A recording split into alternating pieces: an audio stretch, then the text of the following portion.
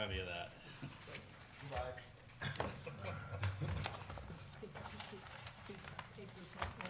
Too many papers. That's a dump run. Hey, guy, how are you? Hey, good, good.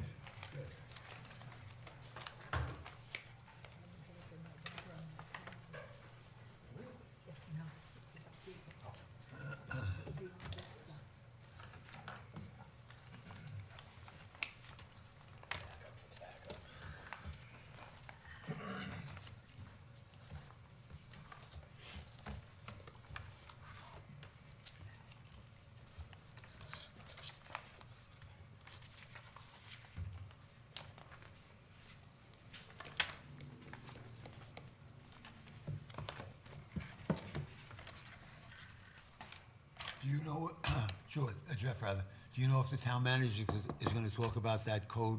I don't think he's gonna make it. Okay, then we'll leave it where it is on the agenda. Yeah. Okay.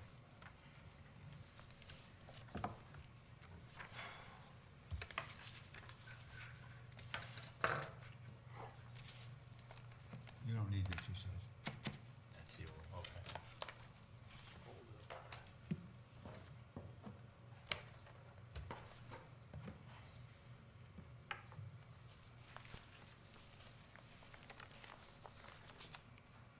We're just waiting 2 more minutes for the official 7 o'clock time to start. We're all here, so, you know, we can begin in a minute or so.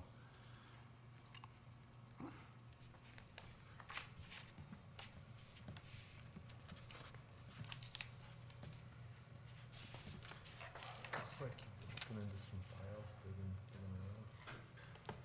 The files are something, let me tell you. Some of the correspondence is with like, found this, was Yeah. unpermitted. Where's this been? Right, so, it's good. Yeah, so what I found is regardless of if I'm working on a wetlands issue or a planning issue, I need to check both sets of files because stuff got mixed up. And then with the easts and the wests, you gotta look in both streets because it could have gotten misfiled and, you know, haven't got to the bottom of it yet. Well, it's fine. All right, ladies and gentlemen, we're gonna begin our Inland Wetlands Watercourse Commission meeting for the night of August 16th at 7 PM. Stephen Molinelli, Chair, present. Russ Davenport, Vice Chair. Present. Jackie Mulvey, Secretary. Present. Jeff Lippincott. Present. Frank Oliveri. Present. Gary Paganelli. Present. And Mason Keiswetter. Peacewater, but. Peacewater, present. Just for the public information, we have still 2 vacancies on our committee, and we would encourage anyone who's interested to please send a letter of intent to the town manager's office, and he'll take it from there. Next order of business is the approval of minutes for May 17th and July 19th. Let's separate them, May 17th. Is there a motion to approve the minutes? I'll make a motion, sorry. I'll second it. Jeff, all those in favor? It's unanimous. For the meeting of July 19th, is there a motion to approve the minutes? Make the motion. Frank, Gary, thank you. Any corrections or changes on those minutes? Hearing none, all those in favor? Unanimous. Next order of, under agenda review, I'm not certain that tonight's meeting is gonna flow in a timely manner. So, you know, I just want to alert the public that I'd like to consider that we not begin any new business after 10:30, which is more than reasonable. So, is there consensus on the committee for that? Sure. Everybody shaking their heads? Yes. Okay, thank you. Under agenda review, there is none. Public hearings, the first one is application 23-2-1. The owner applicant is Maureen Pisano, and it's to submit for a 30 or 40-foot by 4 dock and boat lift. This is a public hearing, so that the applicant will speak first. The committee will address any questions to the applicant. There'll be time for anybody in the public to speak, and we'll address any questions to the public, and then we'll close the public hearing if we think it's finished. Welcome to the record, please identify yourself. Maureen Pisano, 148 East Wakefield Boulevard. Thank I'm you. here, I'd like to permit my dock that is not permitted. I'm looking to put a new dock in, 30 to 40 feet. This is a public hearing, so we'll take it from there, I guess. Last month when we spoke Yep. to you about your application, give me a second. When we spoke to you about your application, at the end of the meeting, or at the end of your presentation, you sort of presented Yes. different schematics as to where you'd like to put your dock and the Again? boat lift. From the very beginning, I do not want to adhere on either side of my property owners to the east of me or to the west of me. So my surveyor has come up with a couple different options. Hopefully we can settle on something. Okay. Specifically, what option are you choosing? Well, I was going for a 40-foot dock. I'd be willing to go for a 30-foot. Okay. We spoke about moving the boat lift to the west side of me. We would like to keep it where it is. With all the rain we did have this past summer, we have a huge drainage. The water was 4 feet, now it's 2 feet with all the salt, silt and sand that's coming from the road. So I'm really looking to just extend my dock and literally just stay within my littoral boundaries. My son has a couple jet skis, we'd like to put them there. We have a boat lift that is not permitted, but you're all aware of that. And we have a boat, and that's what we'd like to do. When you say you want to keep your boat lift to the west, from land, Correct. you have a dock going out. To the east, I'm sorry. I don't. Yeah, I'm sorry. Go left or right, this way. Well, we're going to, if I'm facing the water right now, we're keeping it as is, which would be to the right. Right. Exactly. Okay. Is there any opposition on your part to move it to the other side of your dock? We had spoke about that, we have to change the whole boat lift around, but when we did look at that side of the water this past weekend, it was a 4-foot drop, now it's a 2-foot drop. If you've been up there, I know you have, but it's a big drainage, and a lot of sand has come in from across the street. We have an issue with the gravel, every time it rains, it comes in, and I don't know if we could put anything there. So you're saying to move your boat lift to the left side of your dock, looking at it from land, Correct. that the land there is It's very unstable. shallow? It's shallow too, yes, but, I mean, like I said, we skied on Sunday morning, and literally, you jump off the dock and it's 2 feet. The water is deeper where the boat lift is now, and like I said, I don't want it in here on my neighbor's property, to the west to the east of me, I'm sorry, to the right of me, but I would think if we could get a longer dock, put our boat lift at the end, we wouldn't have the shallowness that we've had. This year is exceptional because we did have a lot of rain. A lot of summers were shimmying the boat off, so.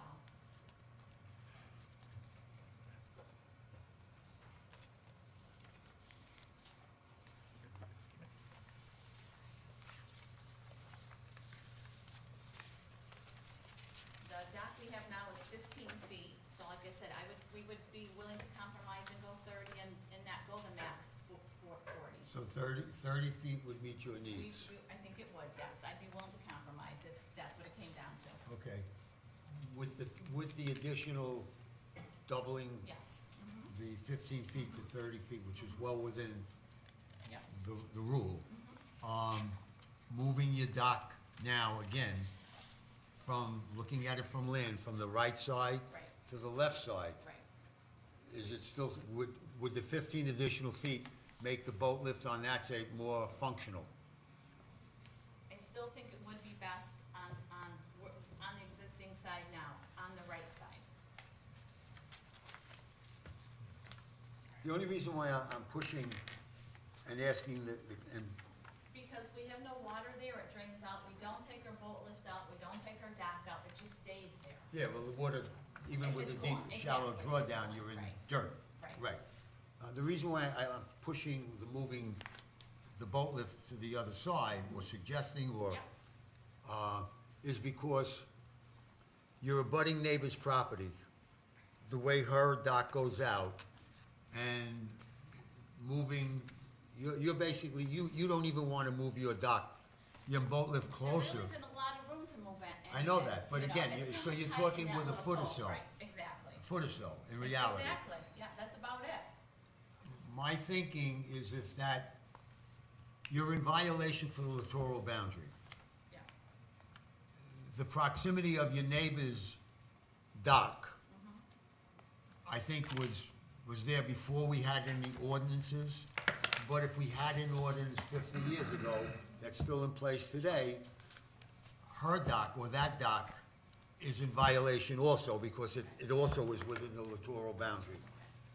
My thinking is the closer you two guys get together in the littoral boundary, both violations, the more space you have for a boat lift or swimming or egress and entrance to your properties. That's the only reason why I'm leaning in that direction. Anybody else on the committee visit the site and have any opinions? Jeff, you, I looked at the site. It's just super tight.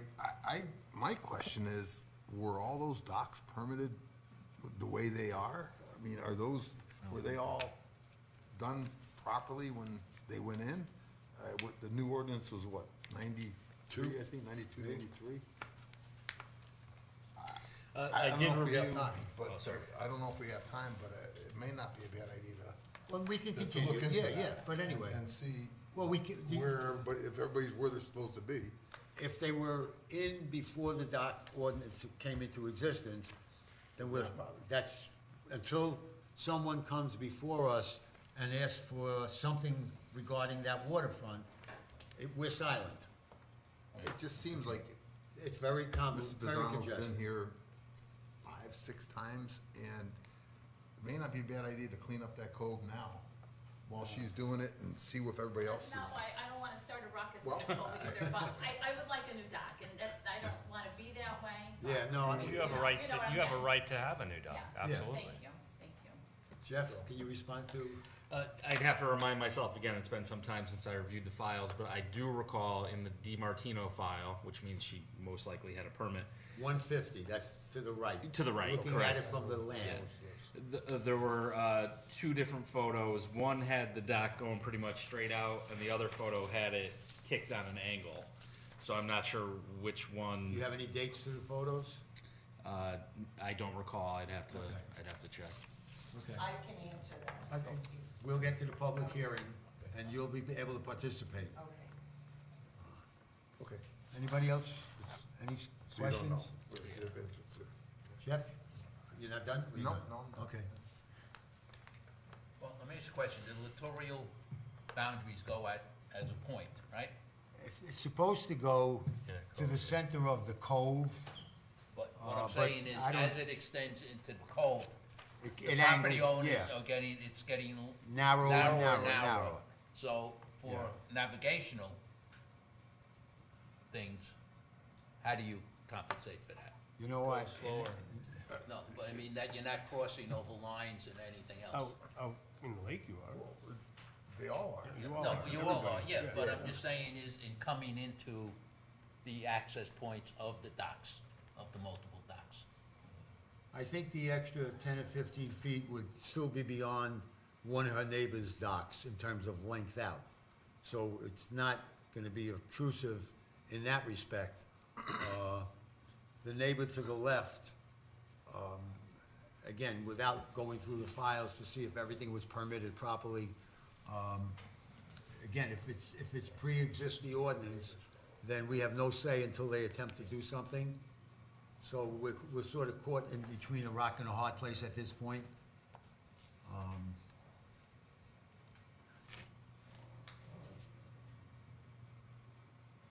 Anybody else?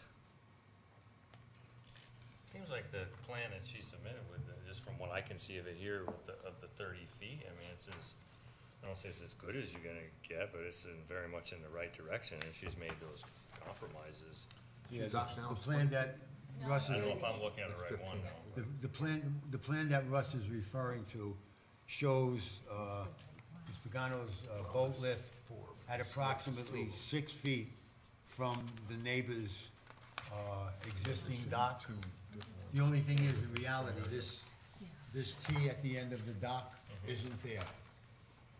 That was I think this image was taken when it was there many years Okay. back, now it's removed.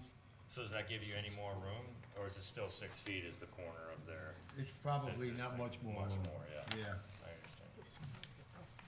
understand. The other question I raise is that, do you have a pin on your waterfront which distinguishes your property from 150's property? No, but I can definitely have the surveyor, I'm sure he can come back up. When he did come, he did put there's a benchmark pin. There's a pin in the tree, and there's When you say in the tree? a tree between, to the right of me, between mine and 150. 150.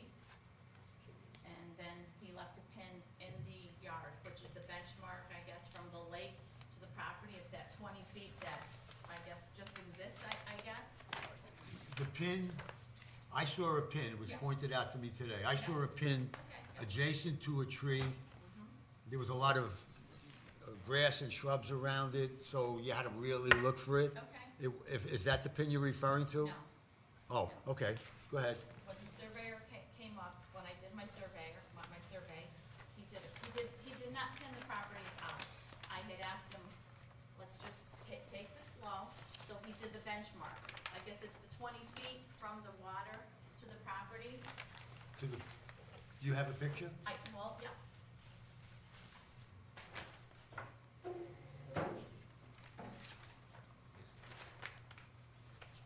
The water side here. I'll show you guys. This is an existing pin here. To my knowledge, there should be a pin there. How do you get in here? And there is a pin down here, but that is Yeah, I know. for when the kids were small, we would put the paddle boat on that. That's the rod that's sticking up out That of is it? not mine, no. That's not yours? No, no. Now, this pin that you're speaking of, is it to the left of, It's to the left. to the left? More Yeah. onto your property Yes, side? yes. Approximately how from that pole, from that pipe sticking out of the ground? I don't even really know, to be honest with you, yeah. All right. What we're trying to determine is where your actual property begins and ends on the I waterfront. get it, yeah. And so you can provide that if we I mean, continue I the did go to public the town hearing. hall here many of times to try and find a survey. There was nothing. I did even try to see if my neighbor, she may have a survey. I did not see it on file here either. I mean, I still would love to have my surveyor come back up so that we're certain, Okay. Well, this was done last December. right? It was Yeah, just done. yeah, so That that's- was just done, and my littoral boundary, Is there a pin code on map, the that water? you had asked for that, yes. It says existing pipe, and I mean, he put it, it's marked on the map. I visited the site several times. I didn't see I saw a pipe this high. I didn't see anything else. Is there one on the other side? No, because the boundary is actually, we have that big pipe that runs through the property. Clearances Okay. between It's everybody. right there, it's right in the middle And there, so navigation he only. didn't put anything there, so. Okay. He's kind of marking that pipe you're talking to as a reference point for the property line. So it seems like, yeah. Is that the property line? Yeah, I think that's what that's what it appears to on the plans I have in front of me. You see it? I think he was saying, so it's a little more, but I think it's better on this is more of the truth.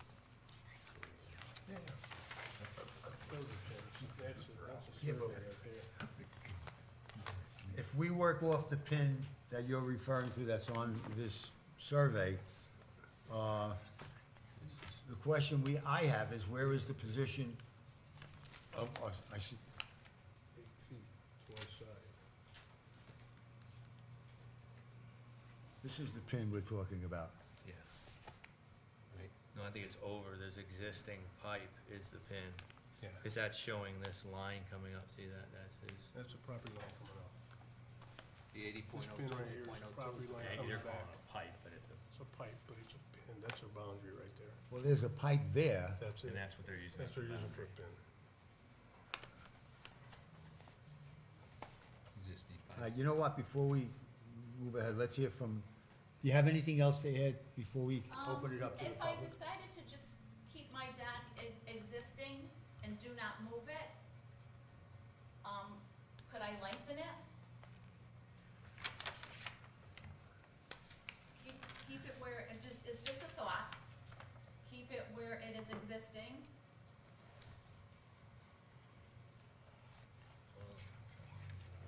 Well, we can come back to that, Yeah, but you know what, let's just, yeah, you're asking for a 30 or 40-foot, that's what I'm Dock. at, yes, correct. and you're asking for a boat lift to be installed. No, Or it's to already be existing, be, we put well, it in both are without- in. Exactly. All right, you know what, I think everybody understands that Okay. this cove is challenging, Yeah, it is very challenging. and, I'm just trying to do it the proper way by getting a permit. yeah, and everybody is. Yeah. So, you know, I don't think anybody Certainly is tried looking hard. to throw anybody under the bus. I think everybody is looking to They going- either establish their property and maintain what they have. I mean, we've all been respectful neighbors for 30 years. Yeah, and we'd like to keep it that Hopefully way. it can continue. We'd like to keep it that way, so, Exactly. but, you know, anybody else with any questions for the applicant? Would work the best way, right? 9 foot of here, 15, 13, keeping the existing. Frank, anything? Well, if we're going by this drawing, Yep. I think that looks like the best of all worlds in clearances between the two. What's the distance between the boat lift that she's asking for and the property to the right of that in that picture? Diagonally 9 foot from the boat lift and 15.4 feet from the end of the dock. And that's with the 30-foot dock. That's with, 40 foot. Oh, 30-foot one might actually. Let me see the picture you're referring to, For Frank. that, because it gives more clearance than the other side, but. If I'm reading that correctly. yeah, we got, Yeah, see, that's different than the picture you just depicted. There you go. Anybody else with any questions for Mrs. Pagano?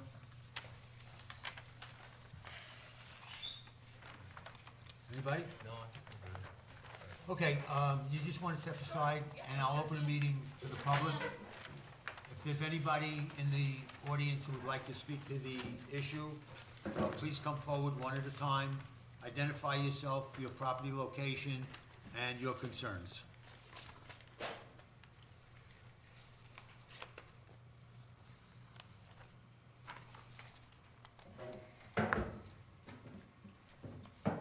Lorraine DiMartino. I'm at 144 East Wakefield Boulevard, next door to the Pizzanos. And my concern is, would the boat lift and the dock be wider than it is now? I don't believe so. The answer is no. It's a 4-foot wide boat dock, and It's the and same, boat, so is the boat lift the same as it is now? without answering, she's shaking her head yes. Okay, so they wouldn't get a new boat lift? No, not Yes. not an additional boat lift. Right. That's what you're asking? Right, No, so it would be the existing boat lift that's in the water right now, and roughly the width of the boat lifts are 10 feet wide. okay. And it would extend out 30 to 40 feet? The dock To be would, a- To be Yes. able to put 2 wave runners in front, behind the boat? the Yes. dock she's asking for is either going to go out 30 feet Or 40 feet? or 40 feet, but 15 feet already exists. Okay, So the dock will go out, let's say 15 more feet to 30 feet.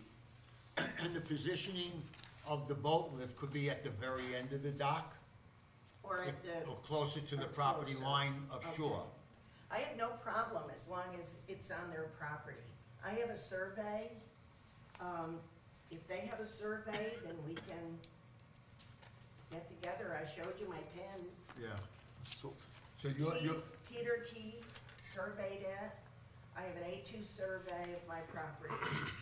And I'm having problems on the other side of me because they are definitely encroaching on my property, and I don't wanna have the same thing on the other side. Well, that's why we're struggling I know. to identify where What's your right. property and Ms. Pagano's property touch Right. at the water. Right. Your pin that you showed me, was probably 20, 25 feet back off the water. Right, So visually, I don't wanna take the position of identifying where that pin in an imaginary extension would go on the lake, unless there's a pin that a surveyor puts there. I don't wanna put it there. so can I get a survey man to come, Peter Keefe, Yes? and say, this is the pin, where does it go on the wall? Yes. Yeah, where does it project That's down what to? I want. I want to know where it projects on the wall so that they don't encroach on that. And that would be the beginning of your, That's what I want. right.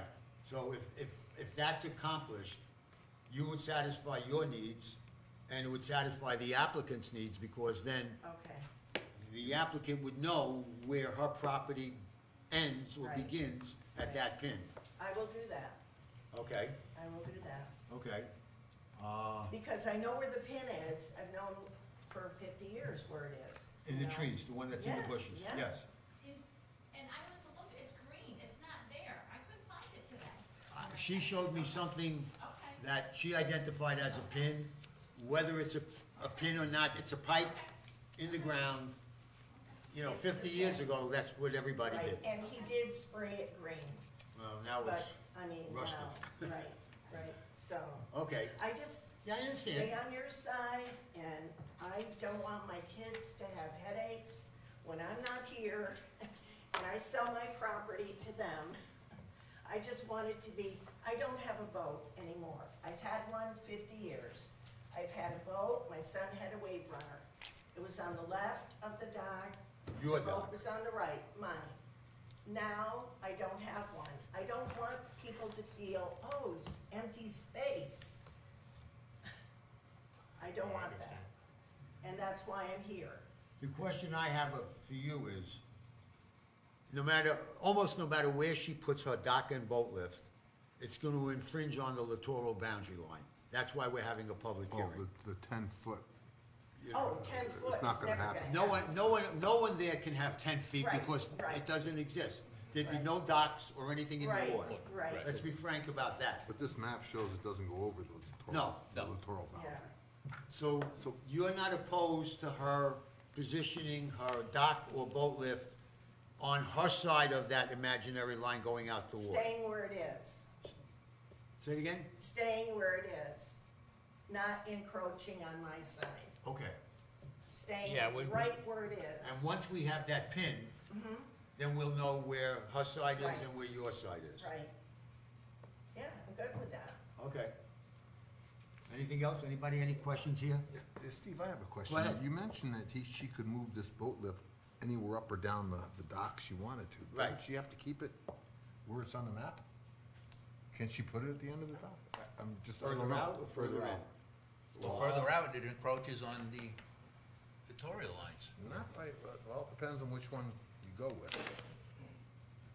That's why You're right, further out I'm, it does. Right? Right, so Yeah, it can't everywhere. really go on the end of it. That's why I said this, Because I don't know, then- whatever, then she whichever wouldn't. drawing this is, seems to have it, the best of all three worlds in comparison to the neighbor to the left and the neighbor to the right, for the clearance, you know, for the physical clearances of getting in and out, That's know, the to the 30 docks. That's the 30-foot with 8 Yeah. feet of wall on the left. you know. Is that the one you're looking at? 30 feet? I wish they numbered them, because there's 4 of them here. Yeah. I know Yeah. mine. Well, I'm looking at the 30-foot dock with 8 feet of wall on the left. I got one here, it says 40-foot dock, 13 feet to the left and 15.4 feet to the There were right. 4 or 5 variations Yeah. submitted last month. And then more variations after we saw the initial application. In my opinion, I think the 8 foot on the left with the 30-foot dock is the best scenario. Oh, this one, okay, I see that, that's this one, And that's okay. also what the neighbor on the Yeah. other side, Okay, yeah, that's When probably You say the 8-foot 18. with the dock on the right from the land or left from the looking land? at the water, Yeah, that's, the dock is 8 feet from the left Zimmerman property. Zimmerman. Right, Yeah. the dock is, That looks like the best scenario. Yeah, I see it. From yeah. what I'm looking at. I mean, when you leave her dock, Maureen's dock, you're on that big culvert. You're on top of that. And then it's Zimmerman's. Oh, she's talking 8 feet. For me to Russ, that's it. I know. So, but I think that gives everybody's, it's most centered between the two docks. So it looks like from here. Oh, okay. yeah, I'd agree with that. I think that's the best you're gonna do, Best you're gonna get out of it. approximately. Yeah. This Leave one it here. alone. Just extend it out. But then, what's the, okay, it's a 10-foot wide, but what's the distance that the boat lift has to be from the shoreline, not to encroach on either the littoral line or start encroaching on that 6-foot That- and 12-foot line? That dimension's not on here. Now, I know, but I'm saying, what No, should it Gary, be? you got your little, Because that's gotta be Measurement tool there? positioned as part of the permit. Frank, isn't it gonna stay where it is? The boat lift? And just go out? I'm not, It can't go out any, because if it goes out, if they move the boat lift out, it's gonna Towards the get water, into the water, into the water. It's gonna Encroach. interfere more with the littoral lines. of you and your neighbor, Yeah. your other neighbor. So you Yeah. don't want that. It's gotta either stay there. Or it's be gotta fixed move in. it's gotta be at these meetings, it's gotta be fixed, how I think how that's an far important offshore dimension. that it matches everything in the drawing. I wanna have Keith come and give me where the line is Right, and not go over it. No, no, Not go We- over and it so do we. at all. so do we. Jeff, you were gonna say something? I think we need that dimension on how far out the boat lift is off the retaining wall. Right. That's an important dimension. yeah. well, isn't that projected onto this? Well, even though you don't have it, I mean, he's scaling if that scales. Right now, it's 12 feet. 12 feet to the beginning of the boat lift. Right. Off Does that of sound the right? wall. About 12 feet? I don't think it might not be that far out. And you can't come in anymore because of the depth. Exactly. Of the water. It's so shallow, Yeah. exactly. Right. Like I said, You've this got a lot summer's to been mention exceptional, at because this- we've had a lot of rain, but usually Otherwise, by you the can end slide of the summer, road we're away, shipping and the just ball use up off, everything so. else. Yeah,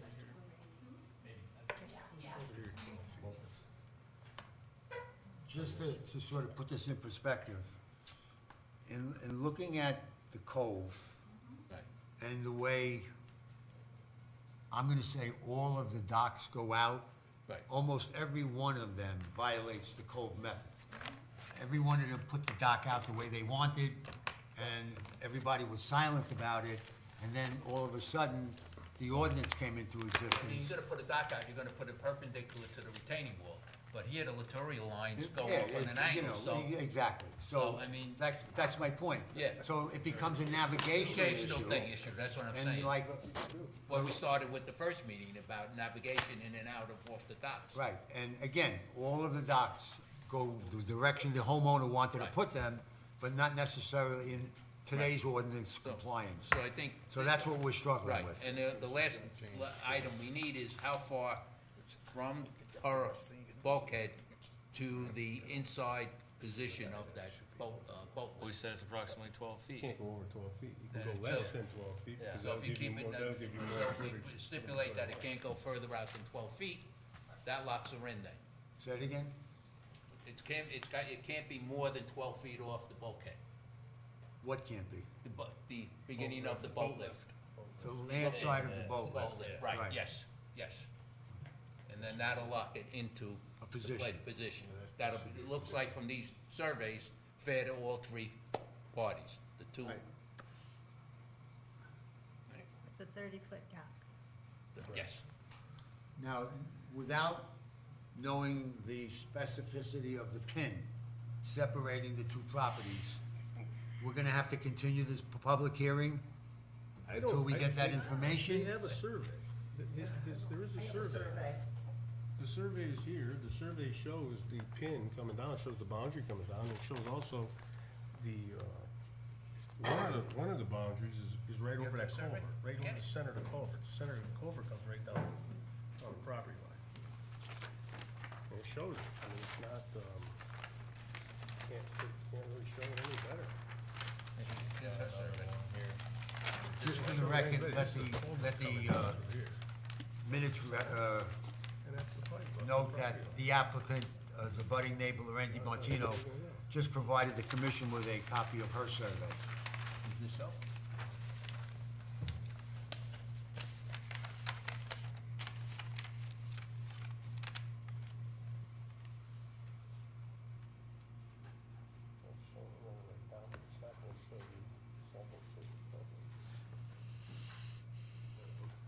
Do you see any discrepancies between what you have here I and was what just this gonna is? say that the two surveys match. They're two different surveys. It's a survey of her property only. This is a survey of the opposite property. I know that, but the pin should be the same common pin between the two properties.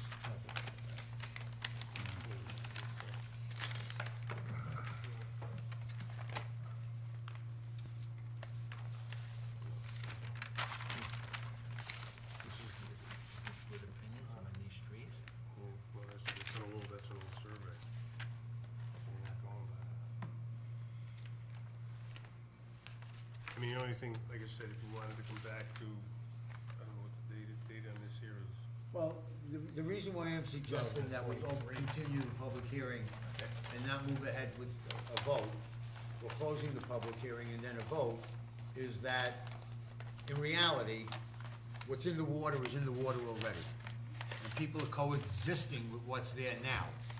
So to allow it to continue until next month only really continues what they've been doing for all this summer at least, and probably previous summers. So I'm not necessarily willing to rush into a decision until we know exactly where that littoral boundary is. And it protects, at this point, one of the neighbors. And if we know the littoral boundary on the other side of the Pisano property, we would have the ability to protect the other neighbor to the best of this commission's ability. So I see two heads shaking.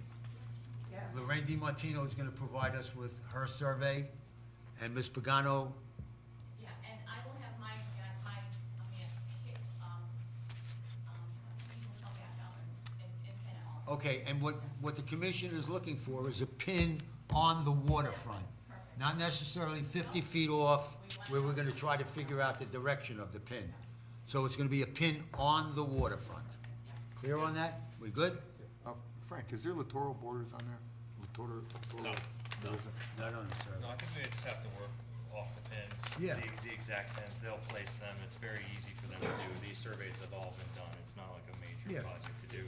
They can put a variety of little, not buttons, but smaller pins that go And- directly into these walls that we can, that they can identify, then you can identify, the neighbor can, and everybody's on the same page. And if you can, I'm talking to both, anybody else in the audience would like to speak on this application? You got this letter, right? This Yeah, letter's yeah, getting- bring it to your attention, Third yeah. That letter, we'll bring it in. But what I'd like you to do is, if possible, have the survey available the Thursday before the next meeting, so that I'll it, come home tomorrow. well, Yeah.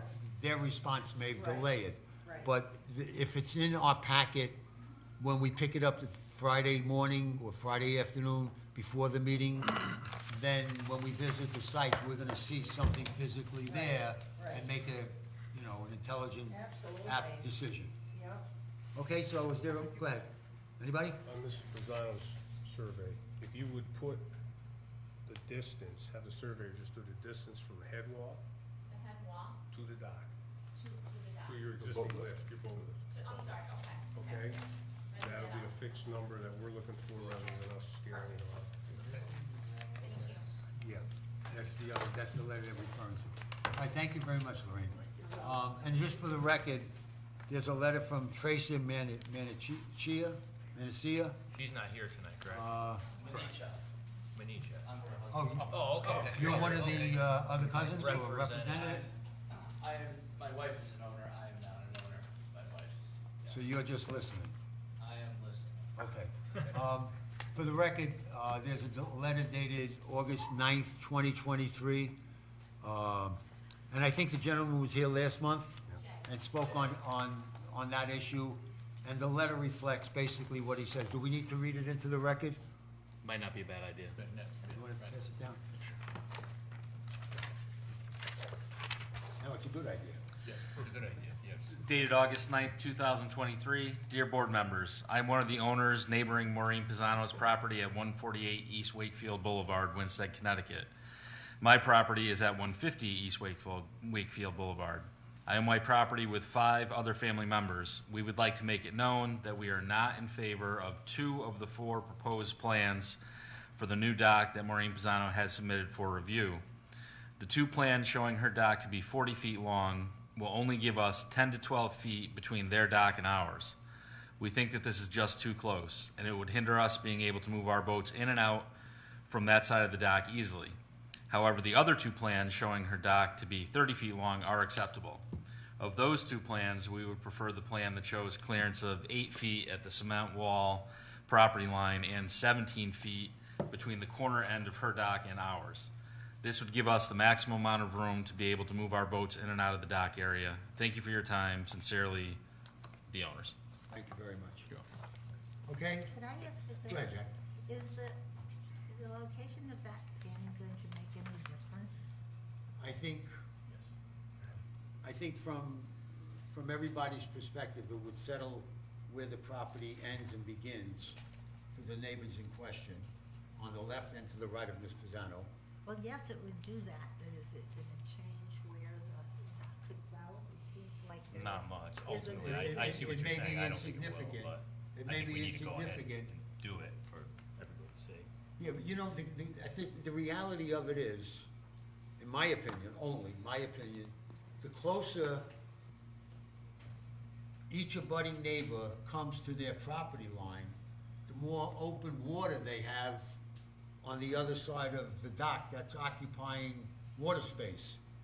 So, you know, if Ms. Pisano and Ms. DiMartino are 5 feet away from the littoral bounds, they're still in violation, but the water in between is like empty space.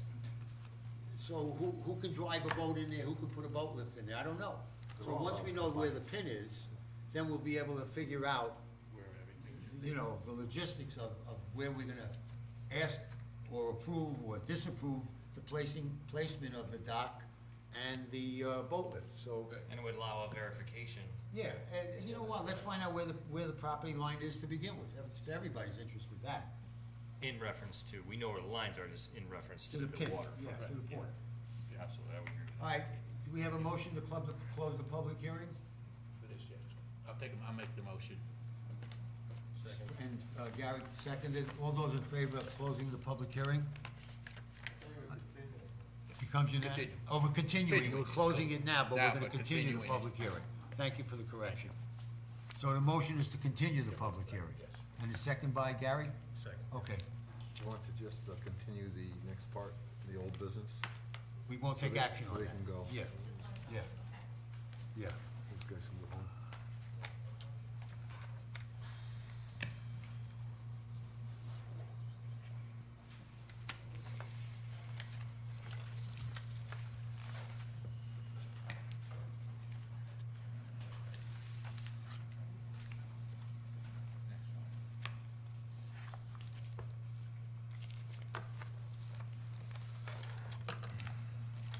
Okay, the next public hearing is application 23-10. The owner is Kristen Prusi. The location is 215 West Wakefield Boulevard. The proposal is to repair improvements to existing waterfront deck. Hello, for the record, introduce yourselves, please. Kristen Prusi, 15 West Wakefield Boulevard. And I'm David Prusi. Thank you. Okay, talk to us. So, as of last month, still trying just to move forward to get our waterfront restored as it was. I think I sent a new survey in that shows hopefully more of the proposed drawings, referral boundaries of what we would like to replace that we already had when we bought the property 5 years ago. The reason why we did get a cease and desist was basically because it wasn't because of the waterfront itself, but it was more due to, there was a removal of a shed that was on the waterfront. And when the wood base of it basically came up, there was a notice of tires, a bunch of different stuff that was being used as like a landfill. That's why the dig ended up becoming so big, and we got the cease and desist basically because of that. Riprap went in place of that. So what we are hoping to do is again, just get our basic waterfront back with our 3-foot overhang that we had before. Put our shed back up over the riprap, do not touch the riprap, and go from there. Now, the shed that you're talking about, where the riprap is, that's basically, the riprap, looking at it from the road to the water, I think begins very close to or at your littoral boundary and moves into your property further into 215. Is that fair on my part? Beyond 10 feet. The littoral boundaries are shown in the layout, Yeah, so it is, the Pratts are next door to us. right, And those boundaries are beyond 10 feet. as right. Shown. The question I have is where you want to place the shed over the riprap. That's in the littoral boundary. Correct. Yes. Okay. Okay, yes. Yeah, that's what I want to establish, yeah. Yeah. Okay, so that was the point I wanted to establish. Okay. Is there any regulations that speak to putting a shed in the littoral boundary? Would that be a zoning issue and not ours? I don't know if that's been contemplated, having a shed down on the water like that. I know in reviewing the files for both 213 and 215, I did uncover, and it should be included in your packets, there was a cease and desist for the prior owner who was working on the shed and the deck down there. I forget the exact date, I believe it was in the 90s. And subsequent to that, there was a ZBA denial of the hardship to expand their area down there. And again, I didn't find any permits for what is there. None of this is your fault, of course. But I did want to bring it to your attention that obviously this stuff was probably done prior to the permitting process. They may have attempted to fix it and then either did it on their own or stopped work at that point. 2316. Sorry, some of us are just Hang trying on, to one figure. at a time over here, guys. Catch up? Yeah, well, we're just trying to see if we had the right documentation to see. You it, 'cause have I it as don't- package 2316, but on the agenda it's 2310. Yeah, that's a little more confusion. Steve and I were talking about that earlier today. After uncovering that, the Percy's did decide that they wanted to get both of the docks permitted, and a separate application was started for that. We weren't sure if we should try to combine them at that point because one was already pre-existing or start a new one, so it's a little I think the confusing for conversation will folks. overlap information for both applications. Yes. So it's 2310 But and they're 16. separate. As far as it is true, a lot of that notes, we don't know much details about 25 years ago and what happened. We can leave, we usually would agree that to leave a shed to be built over the riprap would be fine to, like, not pursue that at this time. And just really pursue the decking as it was before, right? That would maybe make it easier. As far as, because what we don't know, the owners are still alive, they're in West Hartford, and we had chased down stuff like, if we had gone a legal route, but, of affidavits, town approvals that happened after the cease and desist that various neighbors have signed and all that, but we don't have to chase the shed over the riprap. What we had come to know, from Jim Rollins is the riprap is preferred, no more seawalls were preferred, because just all the energy that's absorbed in a seawall, as we know, And that made a lot of sense. So there were footings that were already existing, the idea was to build over those, an area where the shed existed. But you have the file hopefully in front of you that shows historical photos of what was there. We certainly could just cast the shed aside and say, could the decking go back to where it was? And that may be an easier, solution or something. Again, I don't wanna preclude that you're not entitled to the shed, Yep. it's just an issue that we may not address here. It may be a zoning issue because of where you wanna position it. Right. And it could be a wetland because now you're putting a building close to the water.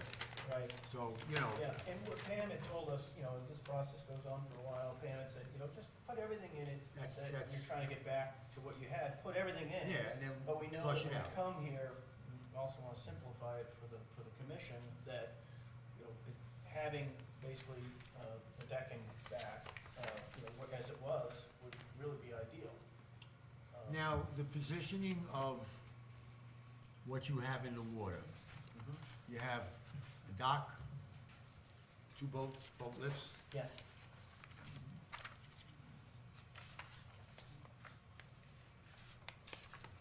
Are they within the littoral boundary at all?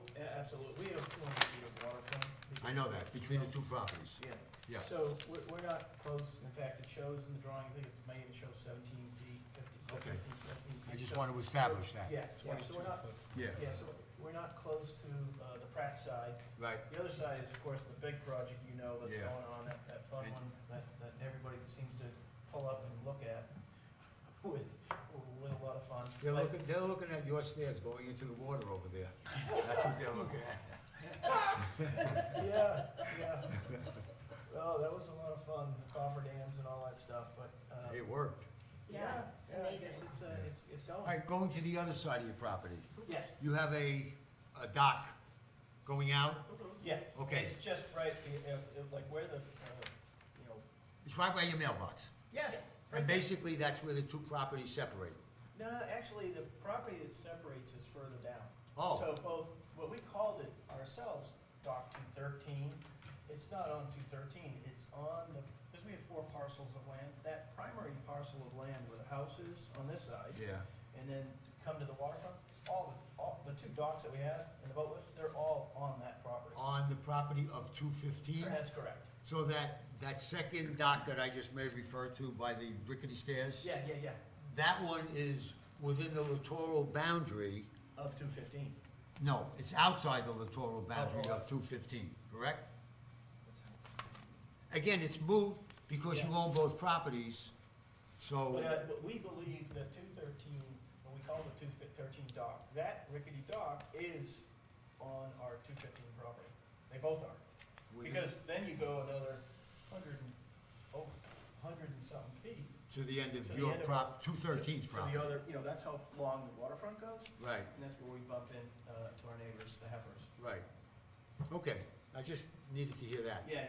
Okay, Because there was some comment, a concern that if you ever sold the property, you shouldn't have, maybe docks or something on our separate second property, but this is all on the primary property. of 215, Yes. okay. When did the boat lifts go in? We had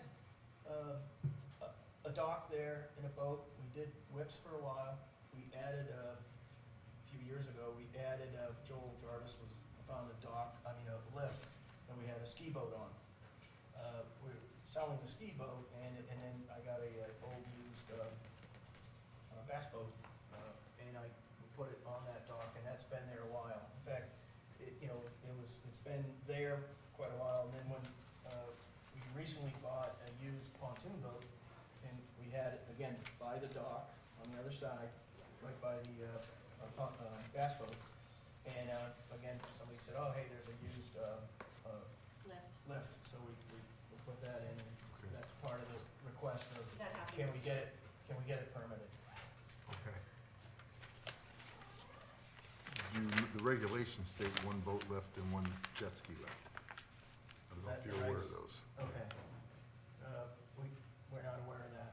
We've seen several dual lifts throughout, I'm not If certain they're how those are. grandfathered in, then that's fine. Yeah.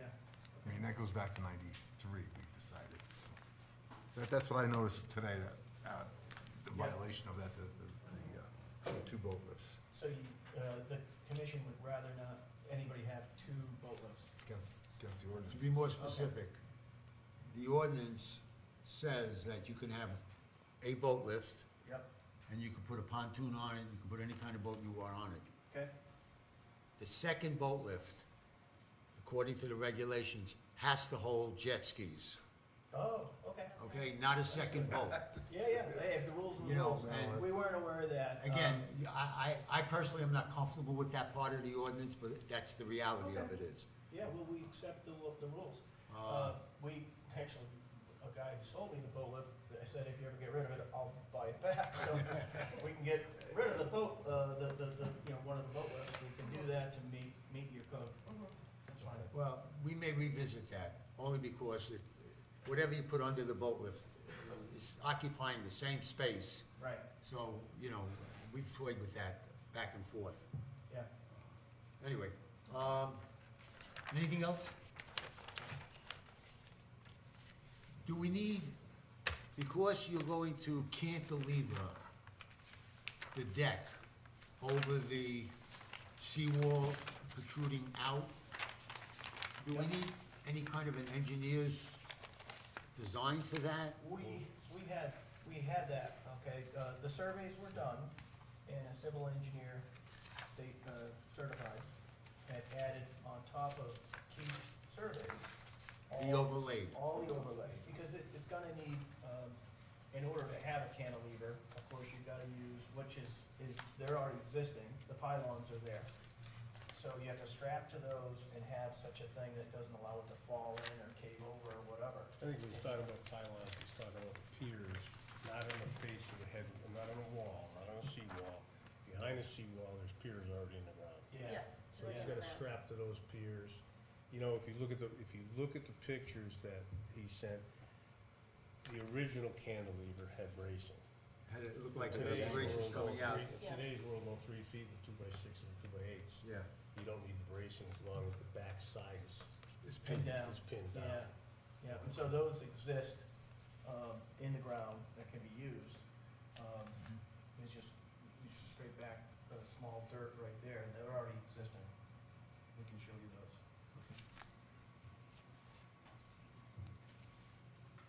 Anybody else for any questions? Because this is a public hearing, I'm gonna open it up to the audience, so if you have any questions on behalf of to the applicants. No, I remember this project well. Everybody good? Jeff, anything? No. Okay, So you're thank not gonna you. do anything to the seawall, right? The seawall Correct. stays as it Yeah, is? it's good. It's still holding up great, the permits in the files and all that, the bonds did. And you're not gonna do the shed.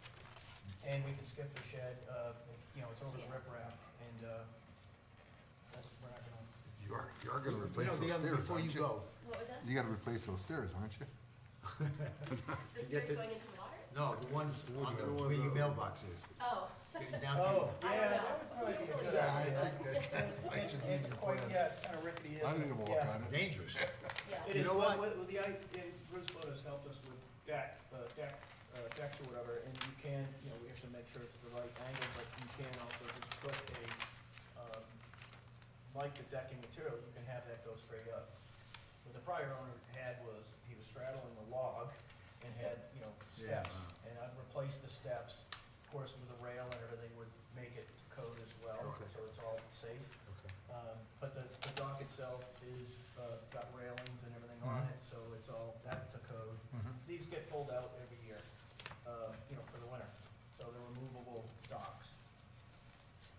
The question I have is, the fence, is that on town property or, because, when they plow, that fence is gonna absorb a lot of the snow that's on the road that they're gonna push onto it.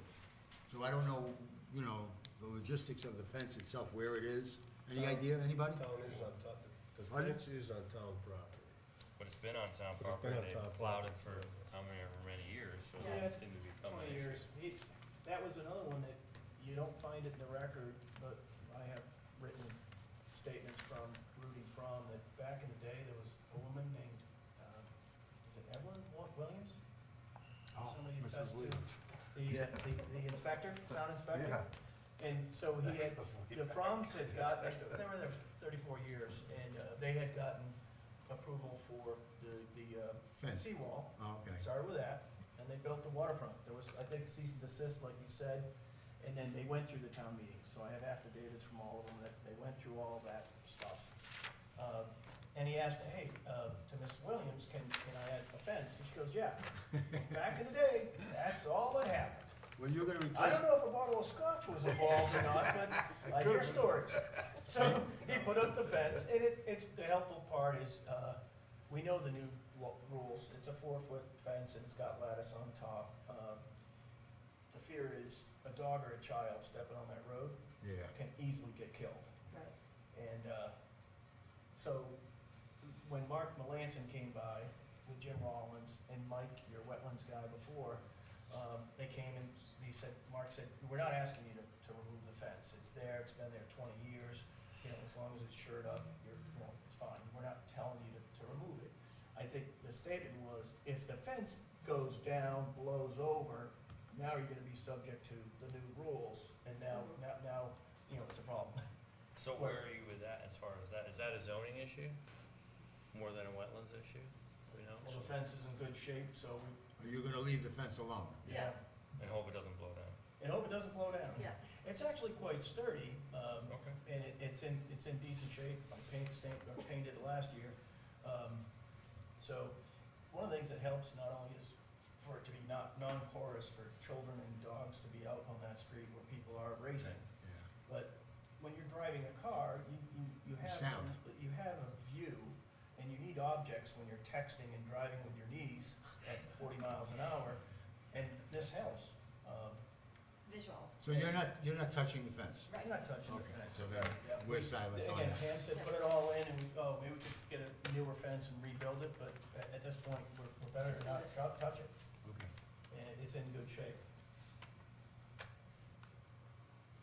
In terms of the construction part of what you want to do, the opening doorway of the fence will allow you, where the contractors work to get in and out of that? Yeah, it's easy. We have, it's same as Trex, it's Fiberon, it's the same composite decking material.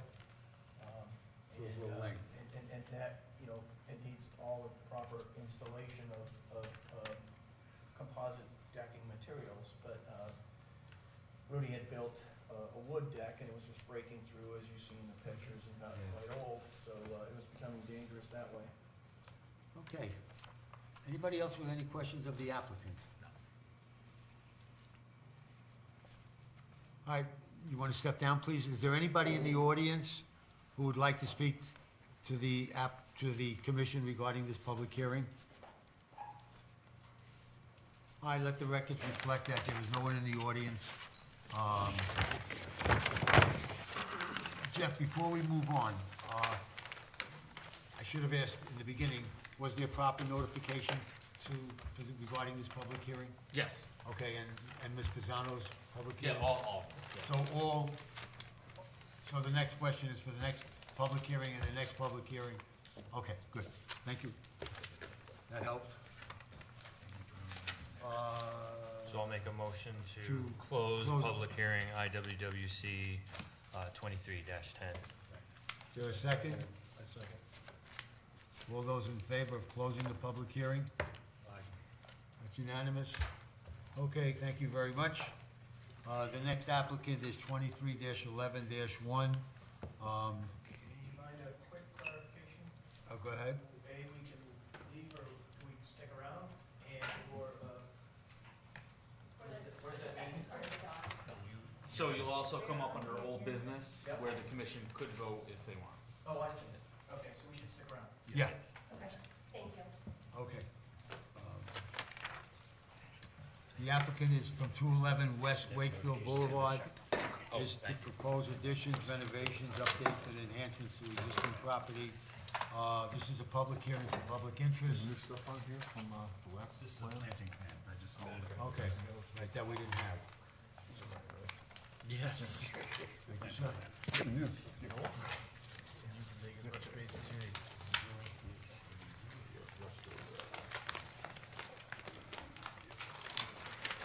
Hi, for the record, you want to introduce yourself? Jimmy Ty, professional land surveyor with Arthur Howard Associates for the Hemper Sultans at 211 West Wakefield Boulevard, for the application in front of you. And I just passed out to you a paper copies of the landscape plan that I just submitted a couple of days ago that you requested at the last meeting.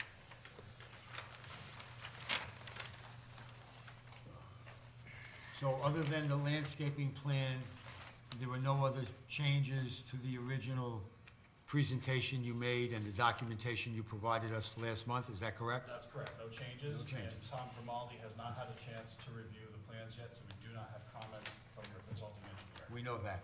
Thank you for bringing it to our attention, though. Are there any questions regarding the planting issue or the presentation from last month regarding the overall project?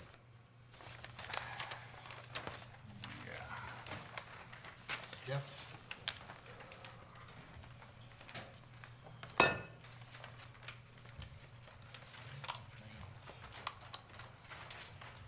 So I looked at the site today, pretty closely, and I noticed on your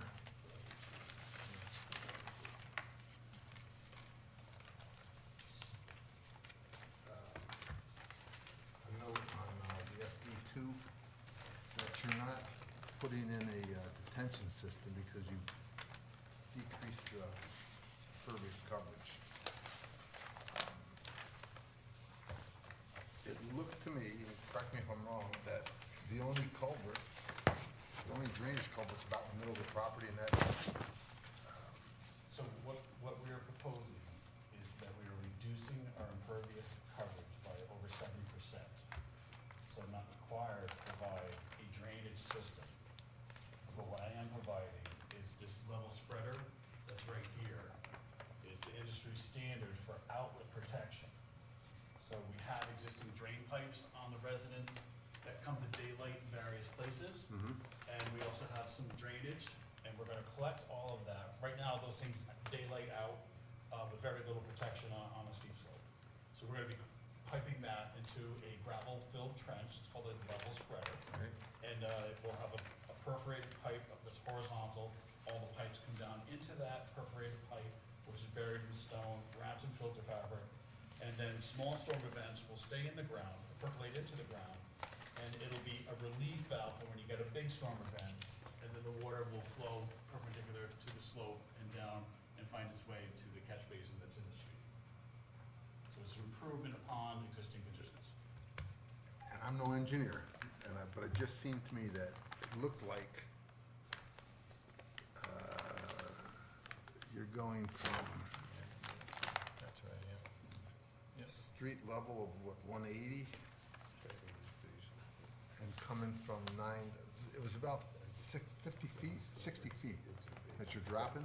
What would you estimate, elevation? what would you estimate the angle of the slope from the top of the property down to the street? We're in the 25% slope range on this property. And we recognize that, and we have to go to planning and zoning for a special permit. And we also have to go to the zoning board of appeals for development on properties with greater slopes, the slopes of 25%. You're saying the slope is greater than 25%? It varies across the Yeah. property. It 60 varies in feet various over places. 50. Depends on how you measure it.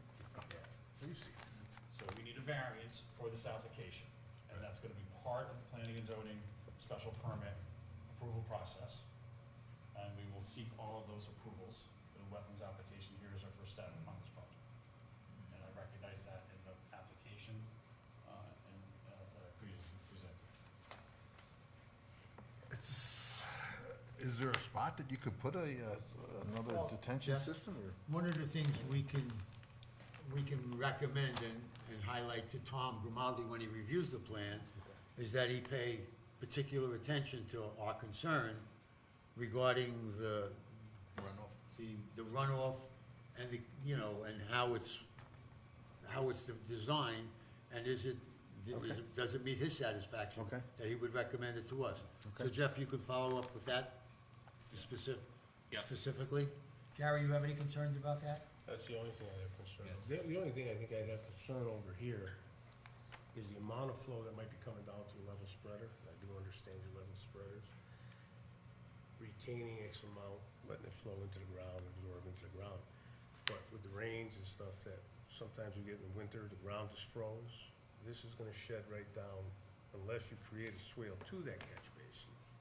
It's gonna shed right down towards the ground. Well, It's on the gonna- west side. It's just, the level spreader is 20 feet long, Yeah, and the water will shed down perpendicular to the slope, and then it'll collect in the gutter and go down to the catch basin that's here. have you seen our gutters?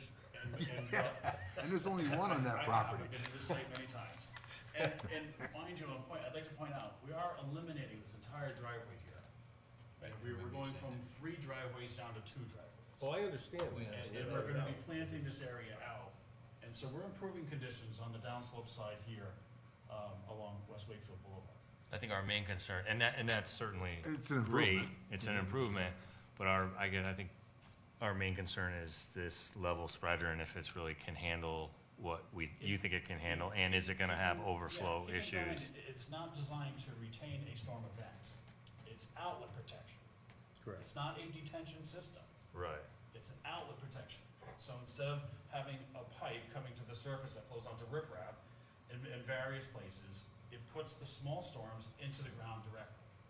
And then when you get a larger storm, like when you get 10 or 12 inches of rain, Right. it will fill up, it will overflow, but it'll only be a temporary condition during that storm event. But the smaller storm events, the water will stay in the ground. So the design is to have it overflowed, and then that goes into the catch basins. It'll go into the catch basin in the road where all the water has historically been going from both sides down to this same catch basin, to the same point. What's the property like behind this application's property? Is it higher in elevation, mountainous? Yeah, this rises up as it goes up, So and it's it's all wooded. The Crusade property is wooded, completely wooded. Okay, and my reason for asking that kind of question is that during the winter, when there's an abundance of snow and it starts to melt, all of that's gonna come down the property. Some of it's gonna be absorbed as it goes into the ground, and some of it's gonna continue flowing through this applicant's property and down to West Wakefield Boulevard. Water flows and patterns will remain the same as they historically have been. When everything gets frozen, everything runs off. Then things warm up and you have snow and things melt gradually, it has a tendency to percolate into the ground. If you have a lot of stuff that melts fast, it might collect a little bit faster. Yeah, but with that kind, Those conditions are all still gonna remain. I know that, but, and I think that's the I think purpose there was of, problems before. that's the purpose of our concern, that if it remains that way, there's gonna be abundance of water going into one catch basin. We're not increasing the flows into the catch basin, we're reducing the flows into the catch basin, because we're reducing our impervious coverage by over 7%. We're improving the situation. So Jim, don't take this the wrong way. You're not an engineer, right? I'm a professional land surveyor with 30 years of experience in site development.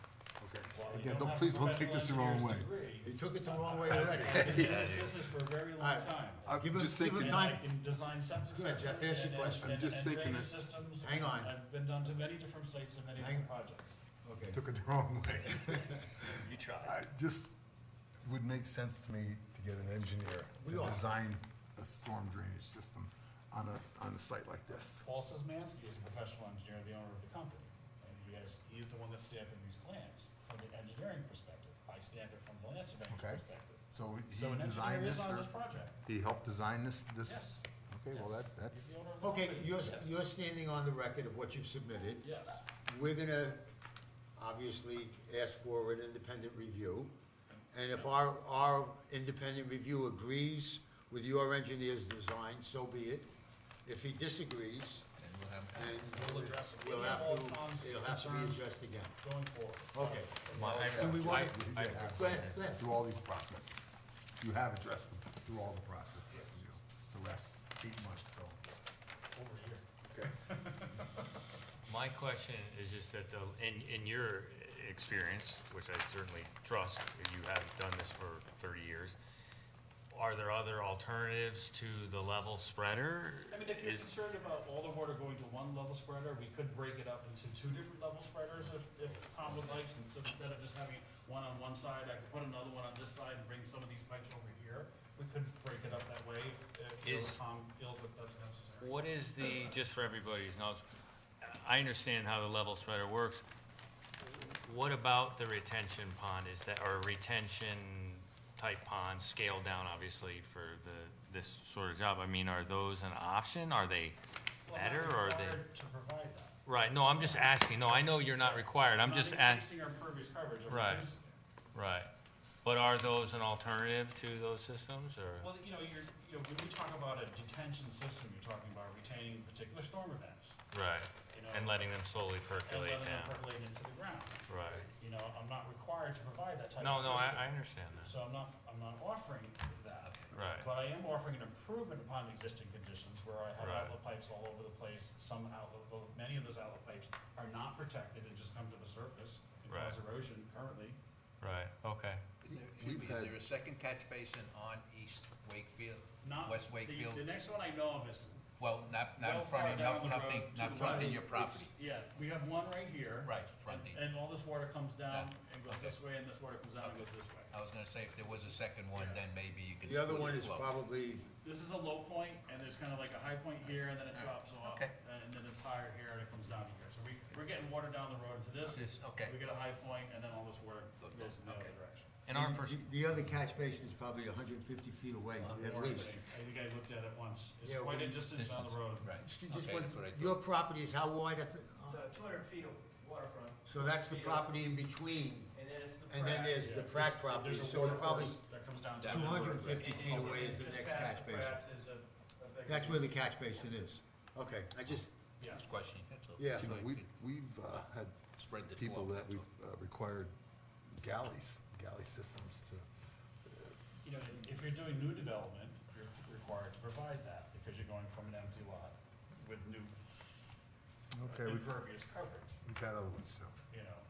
So, and if I was doing, in addition and increasing my impervious coverage, I would need to provide that. Okay. In our I think- perspective, as you know, is really always just trying to improve. We have massive, I say massive, we have quite a bit more development around this lake and more drainage and water, so we're just always trying to get improvements in a sense wherever we can. We're trying not to hinder and have people spend more money than we need them to or they want to, but we are trying to look after, you know, this giant shared resource here.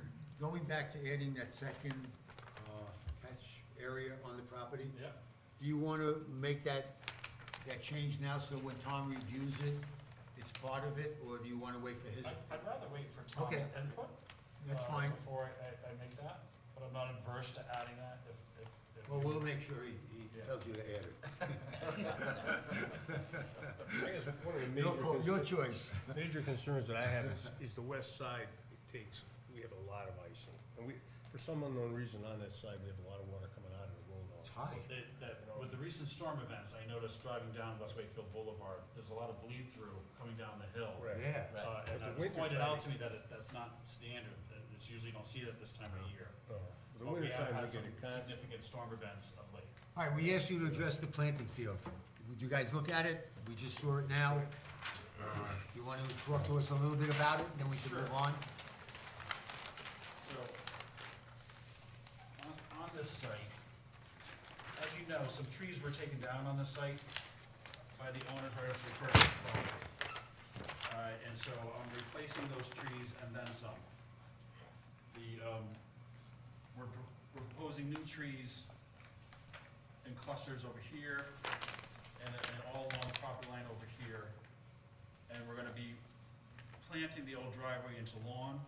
And then these steep slope areas are gonna be meadow here, and then we're showing lawn here on the rest of this. And so we're providing a significant number of trees, and they're all native, oaks, maples, river birch, pear, red maple, Japanese dogwood, some boxwood, some Vinca minor, and a northeast native perennial wildflower mix. Where you're putting that meadow, is there any reason why you're not continuing with lawn there? Well, this area is a steep slope, Okay, and we don't wanna mow a steep slope. You know, it's better to have lush vegetation on the steep slope than a lawn. Lawns are almost like parking lots, and when it comes to runoff courses. so that's why the meadow. That's why the meadow. Yeah, it's definitely an improvement. I mean, I commend you with all Right- these plantings, because right you are now, improving. There's not a lot of planting beds. You know, there's a lot of mature trees. There's a lot of disturbance there, too. You know, the owners have just bought the property, they've only owned it a couple of years, and they're starting to, you know, use it and live in it, and so, you know, we're offering an improvement on the landscape from what's currently there, because a lot of it is just, it's like grass, and a lot of it is not even, some of it is exposed earth, It's just weeds. yeah.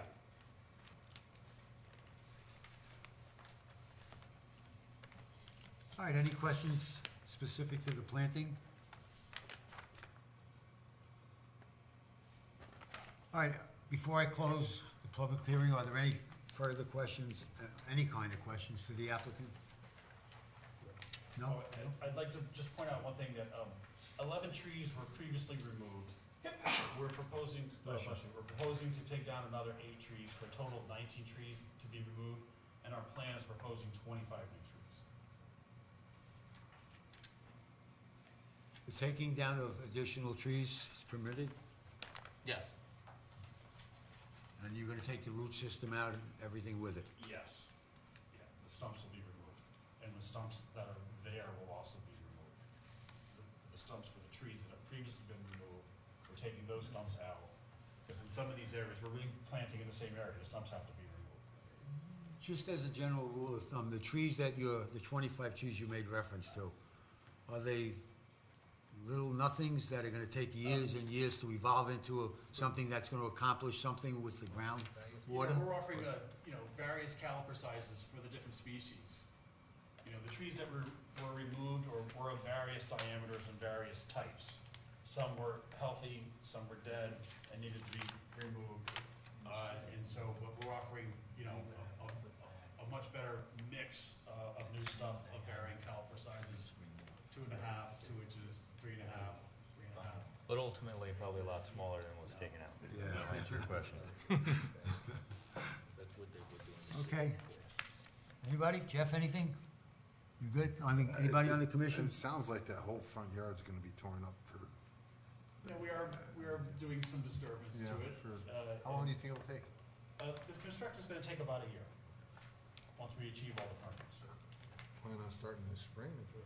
We plan on starting once we obtain all the permits. So, we're just going through wetlands right now, and as soon as I get the wetlands permit, we're gonna submit for planning and zoning, and then we'll go through ZBA, and that process alone will probably take 3 to 6 months. So we're probably looking at like a springtime start, and then a year of construction done. And then we'll have 212 done before we probably get this started. All right, just for purpose of being transparent, when Tom sees these plans, I hope he gets them back to us in a timely manner so that we can move on this application by next month. Yeah, I might need to grant you an extension. Yes. Yeah, I have no problems doing that. Okay, all right, so long as we're aware of that. Yeah. Okay, so, I know Tom is on vacation, or He just that's, got back. Oh, did? He's back. Okay. He's anxious to review the plan, so it should work out nicely. okay, then the timing should work, that we may not need an extension, but thanks for the offer, anyway. You know, one quick Go question ahead. I had, and it's not related to you, I guess it's to this whole committee, is, do you have any idea, maybe this is a question for Jim Rollins, of the condition of this one catch basin now that we're, you know, we're certainly relying on this catch basin quite a bit, we don't know. Jim's on vacation. Jeff is the man. Jim's on Jeff. vacation. But I'm just curious if, and this is something maybe we talk to town about, if, is this a catch basin one that should go to the top of the list for improvements, or are there any improvements that we should be pushing to make? You know, it on warrants this? addressing, so, you know, Right. when you talk with Jim, I'll speak to him. and Tom can address it with Jim also, and, we'll get an answer. Right, because there is more money being allocated for catch basin Yes. and Yeah. improvements. And they're surveying them, Yeah, they're surveying, and maybe this Yes, is sir. one, granted that there is a large project here, and water, I don't know if I'm gonna say more water is going to that catch basin, I don't think less. Do you know, All right. the catch basin goes under the street and? Yes, it goes yeah, in- Yes. and as we discovered when we did the work over in Drained 12, everything. Drains right What? to the lake. Drained everything the catch into it. basin is right here, and, I believe that the pipe comes out through this head wall, right there, 15-inch CPP. Does So does the catch basin, In the here, outlet here. does it function as a catch basin? Yes, it's a full It catch does. basin. Yeah, there's a, you know, a swale along the road that drains down into the catch basin, and then it goes across. So the catch basin could be vacuumed out by the town periodically yes. as part of its tour? Okay, The catch basin's within the town's right of way. It is, that's So you why guys I- have the right to do Yeah. whatever you want to for improvements. yeah, Yeah, maybe it is one that's in Is better there shape. a sump in there? Do you yeah. know? Is there a sump in there? That's one of the things he's surveying from our survey. Yeah. Because if they could put the hood on and rebuild whatever's necessary, that'll be part of the basins that will need higher priority attention during, Okay. rather than doing all the catch Yeah, basins. good. Okay, So, all right, do we have a motion to close the public hearing? Make a motion to close. Gary, Anybody wanna? do you have a second? Did you ask if anyone wanted to? Oh, I don't know. what's that? I'm sorry, did somebody? No, I just didn't know if you asked yet. Oh, If you're anyone right. from the public. Is there any, I thought I did, but anybody in the audience that would like to speak on this application? Thank you, Jeff. All right, Gary made a motion to close, second.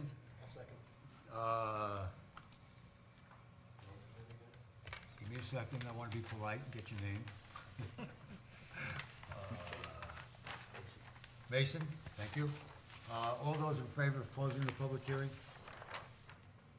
All right, it's unanimous. Thank you very much. Thank you all Hopefully, for your we'll have time this tonight. resolved, but we'll go from there.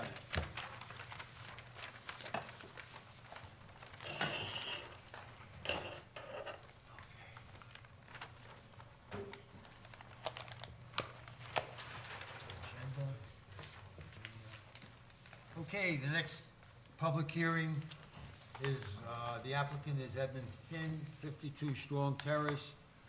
Replace drainage ditch on south side of property with drainage pipe and cover over grass. For the records, please state your name. Yes, my name is Edwin Finn, I'm the owner of 52 Strong Terrace. Okay? And as everybody knows, this is a situation that my tenant created, and I'm trying to make it right here. So hopefully we'll be moving in that direction. Okay.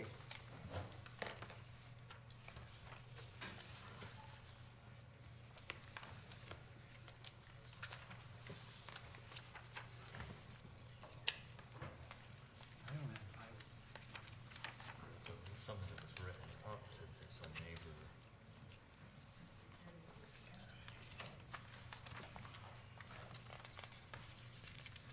okay, I think at the last meeting, one of the things we requested was some kind of an engineer's design and report from you. I made an attempt to contact 5 different engineers. I did make contact with one, and he informed me that it would be 12 weeks before he could even go out and look at the property. So I'm hoping we can maybe eliminate that requirement so that we can move on this. Otherwise, you know, it's just gonna drag on and on and on. So I attempted to get an engineer, yes.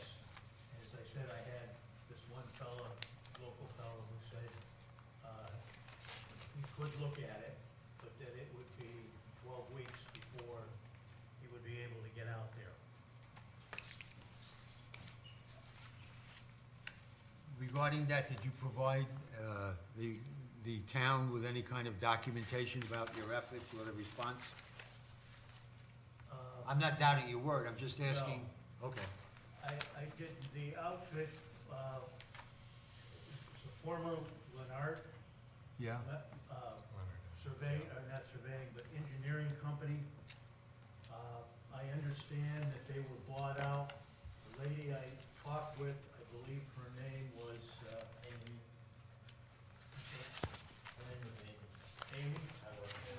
Okay, and, she said she had 2 engineers, one of them was booked up and wouldn't be of much help, and recommended this other gentleman, and I was able to make contact with him. called one other fella in Goshen, and he was recommended. I got his mailbox was full, and I couldn't even leave a message. There were 2 other numbers that I was able to obtain, and both of those numbers were out of service. So that's where I am with the engineer. Do you have a plan for, I'm sorry? do you have any plan to restore this? Do you have a, Well, you spoke to Mr. Rollins, I I believe. think there's probably 4 possible solutions for this. One is to remove the pipe entirely and put some, I guess the correct term is rickrack back in there, and some plantings of some sort. The other would be to partially remove it. The top is relatively flat, and it provides an access to the property, the adjacent property, which could be important under some emergency conditions or even just general conditions. So if that was left, I would be willing to, you know, if somebody needed to get back there or what have you, I would be willing to go along with that. The other part, the lower part, could be removed and then again rickrack placed back in there. And somebody that does this type of excavating, I'm sure would know how to do this. And then the fourth, I guess, if I'm counting right here, would be to leave the pipe where it is and extend another pipe into the drain, or perhaps put some rickrack in there so that when we get one of these torrential rains, it doesn't wash it out as it did when we had that 8 or 10 inches of rain back in August.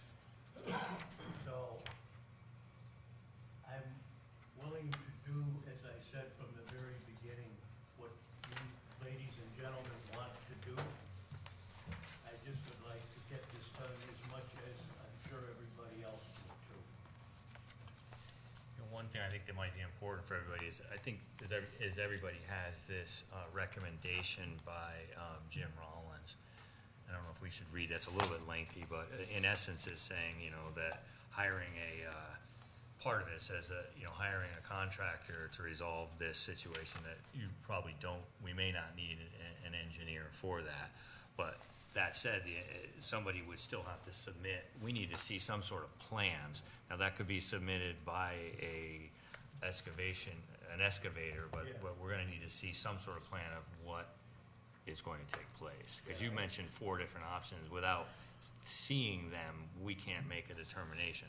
But maybe, you know, a compromise with this would be to have not an engineer, but a contractor come up with a plan for this that could be submitted. I think And you I think also, that's within their realm to do. I think you also have to get rid of the driveway portion that's on your I'm sorry, I think Slade, you also can you have to, I think you also have to get rid of the driveway portion that's on your neighbor's property. I mean, there's, Well, it looks like it's I've already processed down there. taken care of that. Well, I haven't excavated or anything like that, but there's a definite spot where they can park and they can't infringe. We don't know where the exact property line is. There is a post, a metal post that looks like it might be a surveyor's stake. And it, you know, the property kind of comes up and then does a jag. And where that property jags, the back part of it actually belongs to the adjacent property owner. It's kind of like almost like a little dam in there made out of stone with a pipe running through it. And then there's a wall that runs up towards the back of my property. So if you're disputing the property lines as it was determined by Jeff Green and Jim Rollins. Were you at the site with Jim? Not on that visit. Town planner Lance Hanson and I have been on site before. So We are know you- the if you- pin he's referencing. If you're disputing the property line, then you need to get a survey. I think that's, you know, if you're not disputing the property line, like it seems like it was clear in these notes that I read, then a good portion of that's on your neighbor's property. But I it, understand that, and as I said, that could be it can be taken out if that's what the property owner wants. Myself, I see benefits to both of us leaving it there, but that's just my viewpoint and not necessarily somebody else's. And, it's not my intention here to infringe upon anybody's property. As I said, it would, I'm trying to undo what's been done. Yeah, I think you're in a You're tough in a bad situation. I situation, understand that. You know, you had a tenant do something that you didn't know about that is, former tenant, yes, that, has caused you, a lot of problems. One of the concerns that a neighbor raised also was a tree issue. Well, the tree's dead. trees are trees, and again, I can't speak to the tree, whether it's, was a result of what was done, or whether it's from some natural occurrence. I just don't know. And that's actually another issue. Conceivably, maybe the tree's on my property. I don't know. And without the survey, we don't know. But I'm willing to, forget the survey if we can move and everybody ends up happy when we're done. It might be a little bit of a challenge without a survey because nobody knows exactly where the property Yeah, line I is, know. right? That's the whole issue. That's the kicker, unfortunately, with that Did one. you investigate in town whether or not there's any survey on record? No, I didn't. I didn't even think to do that. Where would I go for that? I mean, Land records? again, I could double check. I've looked, I didn't find anything. you did. Oh, so it's your belief that there's no survey on record? Right. And what about for the neighbor's property? Did you check or you don't know? I can look both ways if you like. Yeah. Jim seemed pretty clear that where the line was.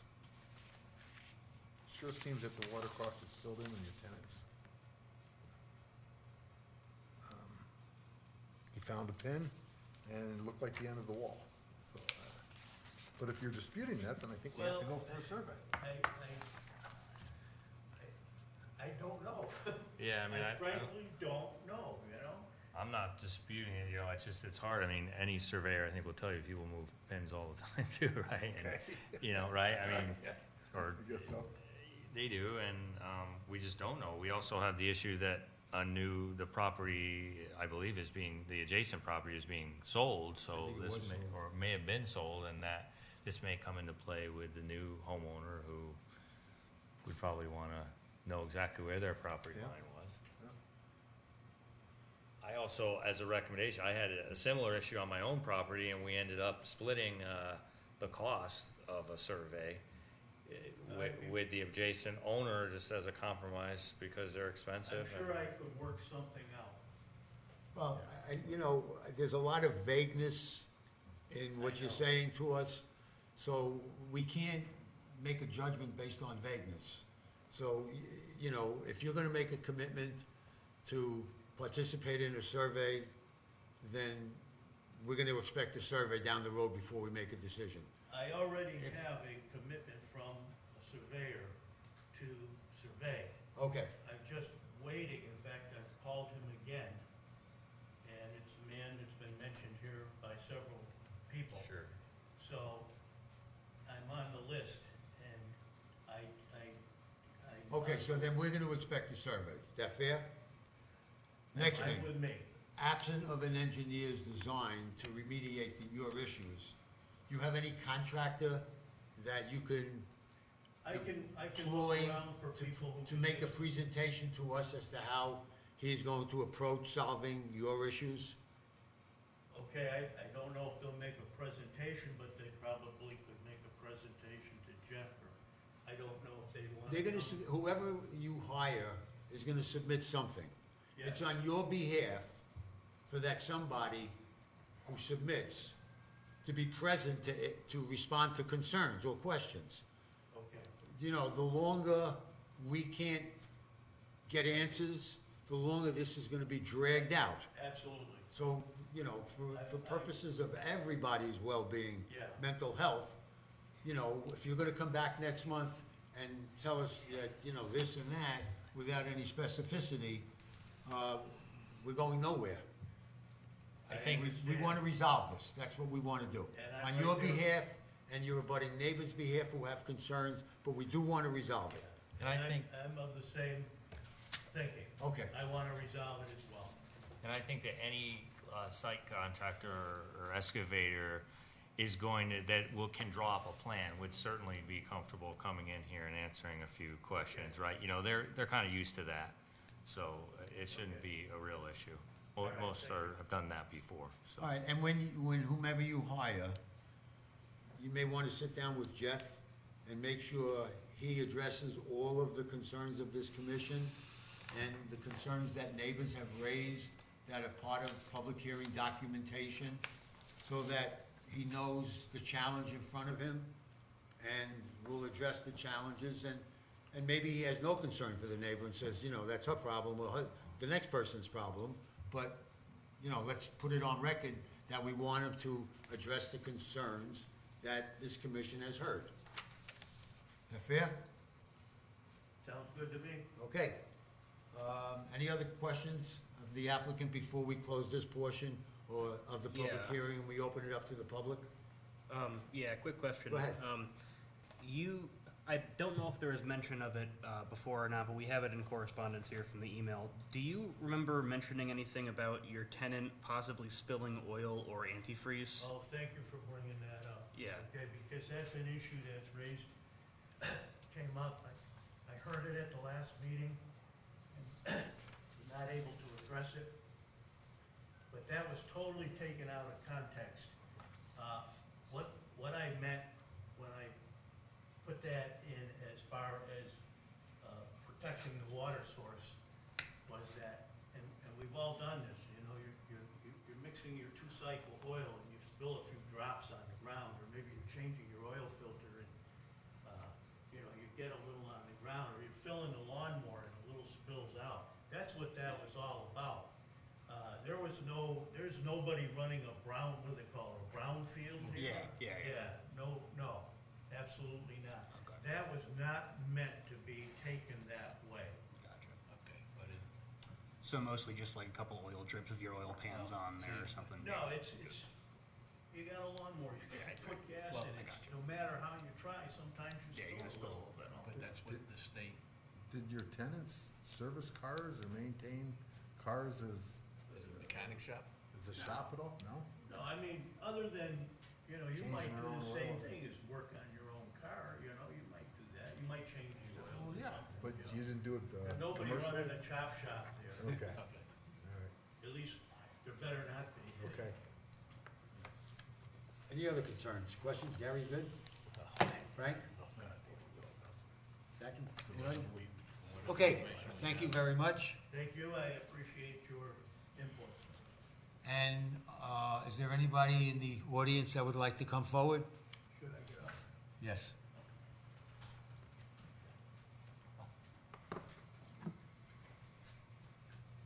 Hi, For the record, Curlick, I live next door to Mr. Finn's property at 42 Strong would you Terrace. move the chair, and I don't know if the audio portion was picked up. Just introduce yourself again and your property. I'm Carolyn Curlick, I live next door to Mr. Finn's, we have the shared property line, what's the issue? I'm at 42 Strong Terrace. Okay, thank you. And your concerns? Time is number one, we're going on 4 months now after today. No survey, and in this brief discussion we just had now, I would like to make sure that, is there a deadline for the survey? Because it doesn't appear to be. So he says it's on the list, but is that gonna be another month? Yet another month? How long does he have to get this survey, to get this started? He's having an issue with an engineer. Maybe we don't need an engineer. You know, I can't vouch for whether or not they poured oil in the brook, but is it a quasi chop shop? Yes, it is. Currently, there's been a truck there for the past 2 months, 3 months, that they literally cut in half. They have kept it behind your house. They have it in 2 pieces, the bed of it's over here, the chassis of it's over here. Today, literally, they just put it together. So, is it a chop shop? Yes, it is. Was it then? The tenants then were constantly working on their cars. The need for this driveway extension was, I believe, a result of the fact that they had 5, 6, 7 vehicles they were trying to park there. There are 4 adults at the time, 2 adults and 2 children, all of driving age, eventually, been there for 18 years. They had his pickup truck, his work truck. They had 2 Jeeps. They had 2 or 3 sedans for all of them. Some of them weren't always working at the same time. They were parked, whatever. The driveway extension and widening, he mentions widening in his proposal to you. But let's not forget that it was extended. It's 2 times again as long as it was. It used to be 2 cars down by the road, side by side, off the road, and perhaps room for another one pulled in behind them, off the road, because we have the seasonal parking. Now, you can park 5, 6 cars in a row. The driveway has gone all the way up our property line, all the way to the back property line, which is a stone wall. So that portion wasn't filled with processed stone more than That whole length 20 feet or so off has the been road? filled with processed stone now, Okay, yes. and gravel, larger rock, smaller rock, and then whatever that concrete mix is that they poured over the whole top of that to keep it from all washing away. I didn't realize that. I thought it was just the stuff on the right facing the house. They If you're extended looking it on at the the right. house, that driveway now, and because of the cease and desist, or because now there are 2 children that are living there, not the original tenants, but they're 2 children. It's now overgrown. The grass is coming up through the concrete mixture that has been poured all the way up the driveway. So now it's just kind of a grassy, concrete-y, weedy, dirt, large exposed stone mess up there. So my issue was that it was never finished, it was never regraded, it was, not to mention that the brook is on my property. I mean, there's just no doubt. There's no doubt. Question regarding that statement. Do you have a survey? I know you're in the process, or you may have sold your property. Correct. Have you sold it, I think? Yes. Yes. And they're taking occupancy on the end of May? I don't know. I okay. don't have a firm closing date. Okay, but it's in the process of being sold? Correct. Okay. Do you have a survey that you provided that talks to the new homeowner? I have not done a survey. I'm basing it on the Okay, I just- and the no. reference of my deed. No, I just Yeah. thought Right, that it just might so you know. clarify the issue if you had a survey, Right. but you don't. I do not. Okay. No, I'm just operating on the information in my deed that came from the town, with the reference of the stake at the back of the driveway, in the stone wall, right behind the stone wall.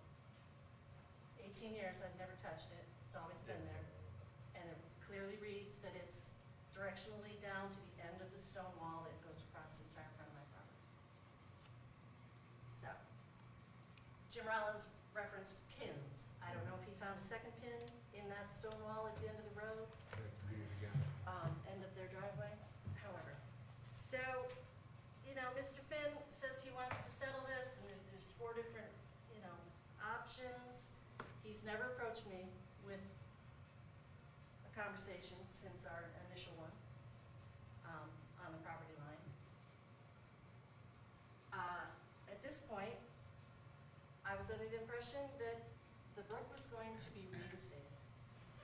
And now if we've, you know, agreed that I don't think it's, you know, they're pouring oil into the brook, or that they ever did, there's no doubt about it, they changed cars and oil and everything. They drive it up now, even currently, they drive them up so that they can change the oil on the grade, I guess. I don't know. Not to mention the friend's truck that's being rebuilt. You know, he says it was an eyesore before. It was a little crooked little brook with stone on the sides and stone at the bottom. It was not an eyesore, certainly more of an eyesore now at Mr. Finn's house, looking at everything going on. You know, he talks about it's an emergency vehicle access to the back of my property. I don't need that.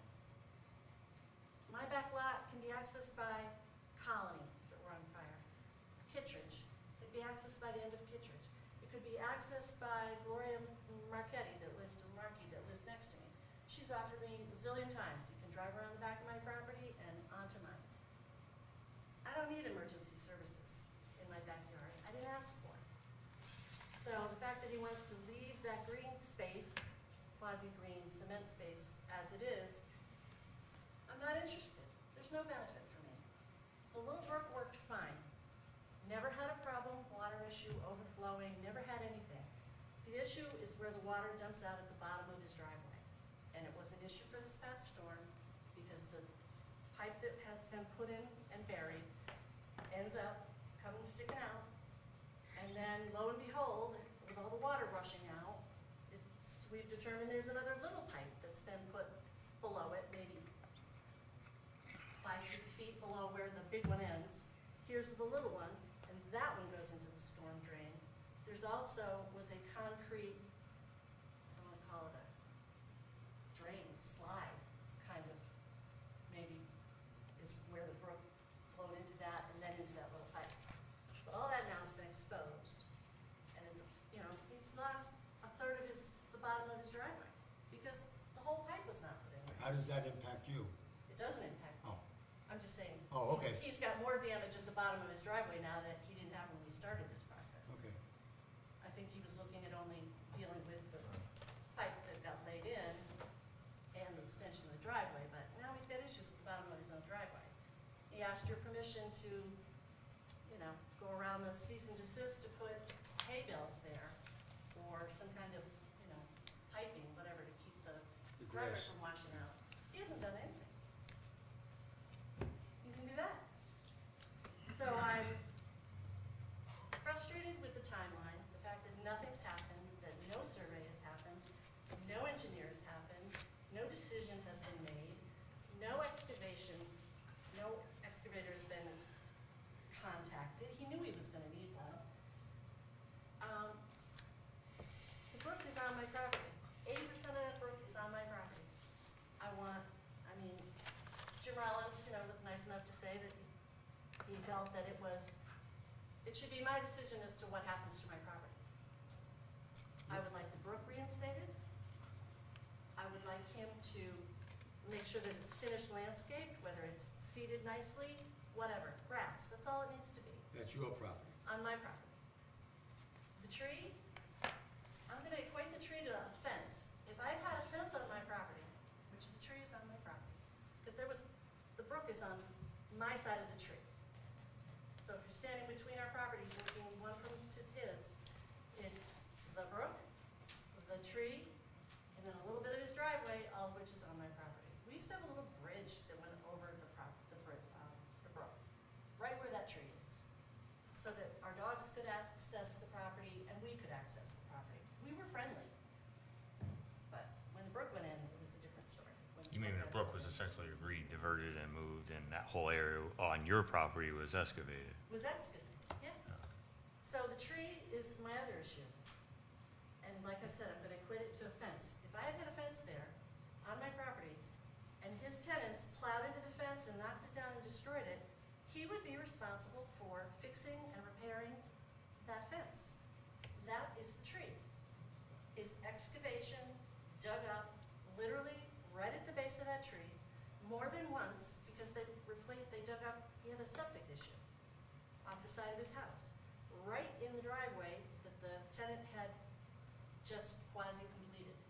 He had to dig up that driveway again, right at the base of my tree, big huge hole to replace his septic pipe. And no sooner had he filled it, backfilled it all in, nice, it bubbled up again. He had to dig it up a second time. So if he doesn't think that that tree suffered from all that excavation right at the back side of that tree, he's wrong.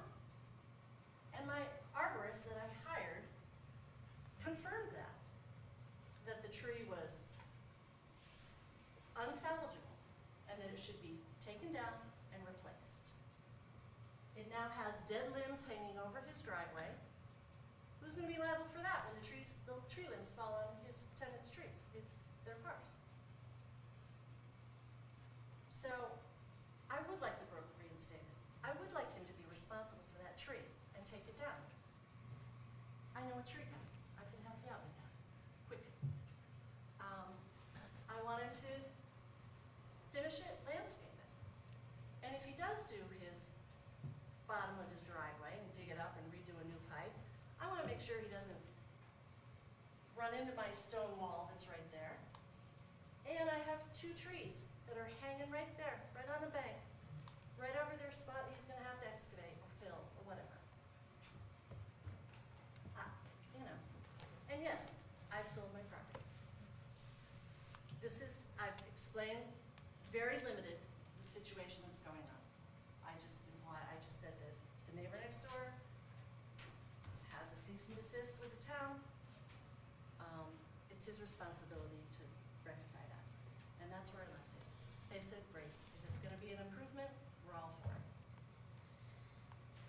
I think he's stalling. Honestly, I think he's stalling. I don't see how he hasn't been able to make a move forward. And if he's stalling to think that it's gonna go away, is there a chance it's gonna go away? Or is he stalling because he thinks the people behind me are gonna let him do whatever he wants to do? The issue is in front of us now. Right. So it's not gonna go away if you move or if he sells the property. It's gotta be resolved because it is in front of us now with a cease and desist. So it may take a lot longer than you'd be happy with. You're saying he's stalling. I'm not gonna make a value judgment on that statement. You heard the conversation, you heard what we want from him. We need specificity.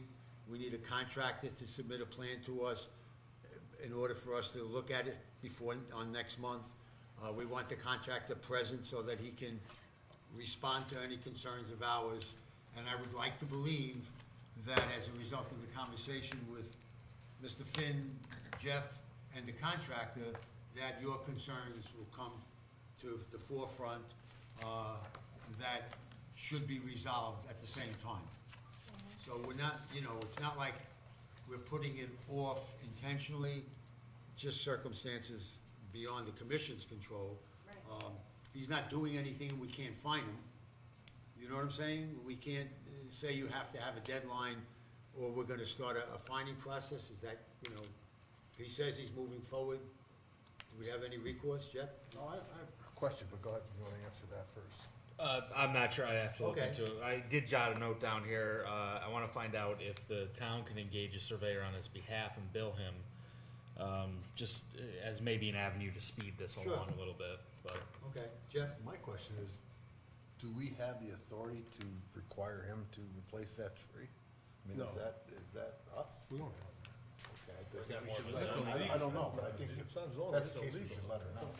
That's Say a that big again, one. Jeff, what's the question? Do we have the authority to require him to replace that tree? Oh, And if the answer is no, which I kinda think it probably is, then she should know What about that. take it down? We don't have that. But that's Well- not us, I don't think. My question is, what makes that different than restoring the brook or getting rid of the driveway that's on my property? I think our jurisdiction does have to do with remediation of, and restoring of the brook and what was disturbed there. The tree was disturbed. Right, no, I understand where you're coming from. It's a little bit of a gray area, but I think it leans more towards a legal matter. Yeah.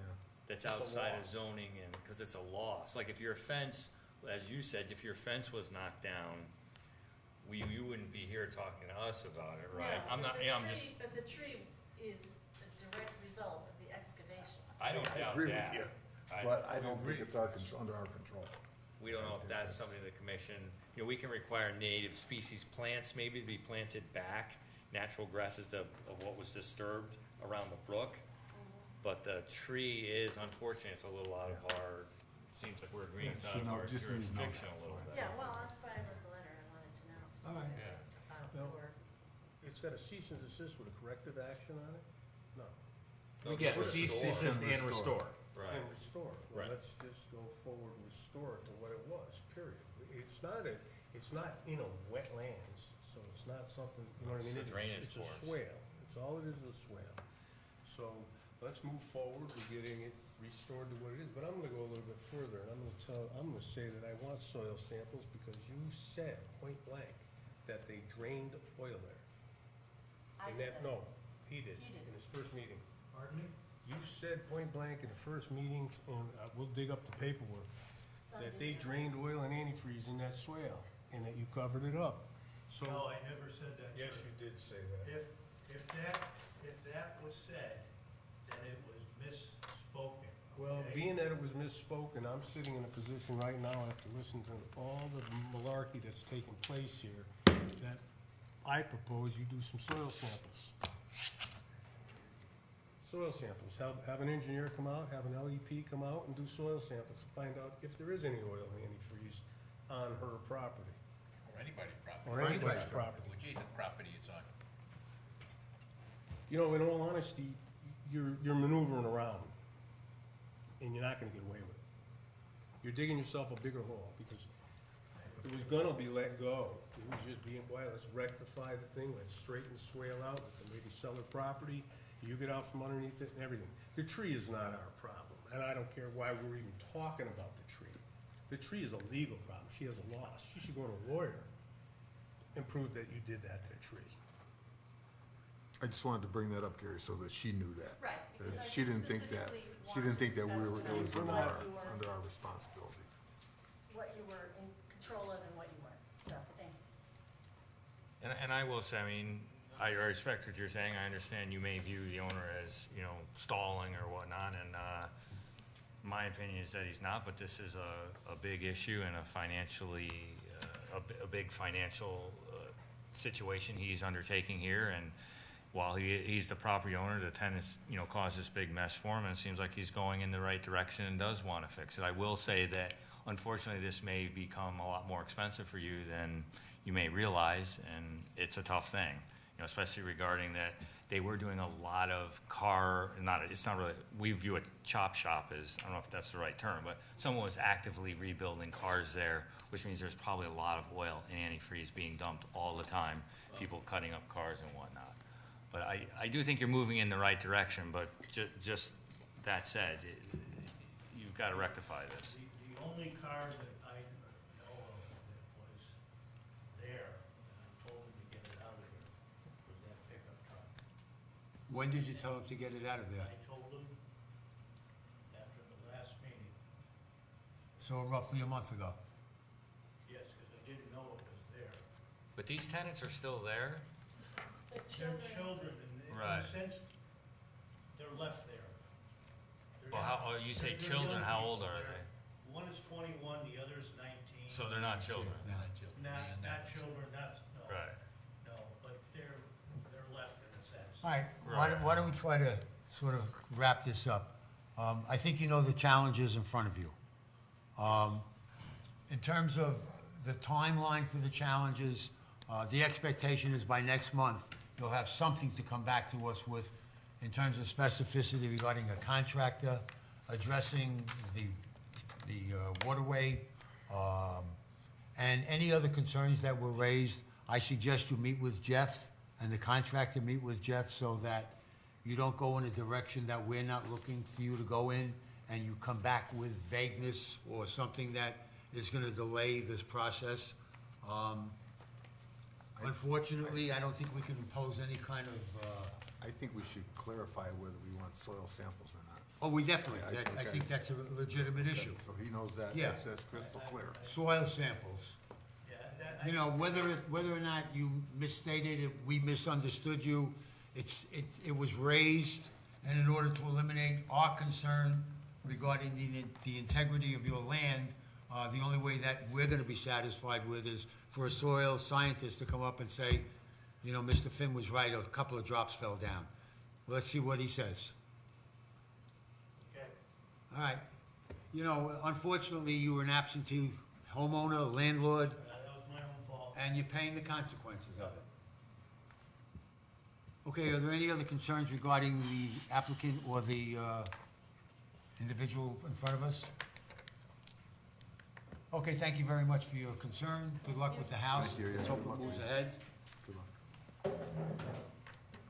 All right, is there a motion to continue this public hearing until next month? I make a motion to continue. Gary, the public second? Second. Jeff? All those of in favor of continuing the public hearing? It's unanimous. See you next month. Come back with some useful information. Thank you. You're welcome. Thank you.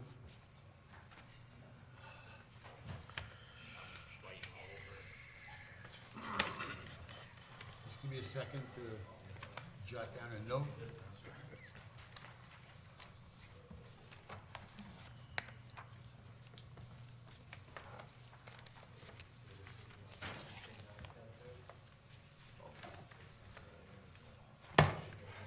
Okay, under old business, application 21-2-1. The applicant is Maureen Pisano, 148 East Wakefield Boulevard. The proposal is for a 30 or 40-foot by 4-foot dock and boat lift. As a result of the public hearing being continued, we're not going to take any action on this old business, so it's going to be continued until the conclusion of the public hearing. No business now? Is there a motion to that effect? I'll make a motion to continue IWWC 23-2-1 till next month after the extended public hearing. Okay, is there a second? Second. Okay, Jackie? All those in favor of continuing? It's unanimous? Okay, thank you very much. The next application is 23-10. The applicant is Kristen Prusi, 215 West Wakefield Boulevard, repairs, improvement to existing waterfront deck. We had a public hearing on this. I think, from my perspective, all our concerns were addressed. Are there any specific concerns at this point before we move ahead with a motion? We need to clarify in the motion, I guess, that the new shed will not be put in, what was the other? There were two changes. Okay, there was one that the shed was withdrawn, We're gonna talk about the second boat lift. and we talked about the second boat lift. We did not. We did not. Let's talk about the second boat lift. That lift is currently there, correct? It is. It's in place. I would like a second boat lift, so I'm with you on this, Steve. Me It's not, too. it's not the way I would, it should be done. No, I hear If you you. don't have, if you have a boat lift and a jet ski lift, or a boat lift and a second boat lift, what's the difference? But those are our regulations, so. One of the things that you said at the public hearing, I believe, was that when the drawdown takes place, both your docks and lifts come out of the water? Yep. Okay? We're gonna say to you, pardon? I know we closed it. Okay. Thank you. Well, they can come up and I'm talk. gonna ask anyway. When you put the docks back in the water, only put one dock back, because the second dock, or, excuse me, the second boat lift is in violation, Yeah, Okay. we only allow one boat lift. one boat lift and one jet One ski jet lift. ski lift, if you want. So as long as the ordinance is in place, okay? All right? Yeah, unless, one boat yeah, lift. One boat lift, for now. Understood, those are the rules. fine. Good. see I no appreciate problem. that. Yeah, but there was Okay. something else. And Jackie, you had something? There was something else that The changed. shed, the boat lift? Was it the fence maybe, and the fence is, No, the fence Fence is is good. on. We talked about that. okay. Yeah. Okay, so the whole, what's the whole picture? What's your time frame on this? What's your time frame on this? We lined up Alex Santos, the contractor, of the decking guy. this year, though.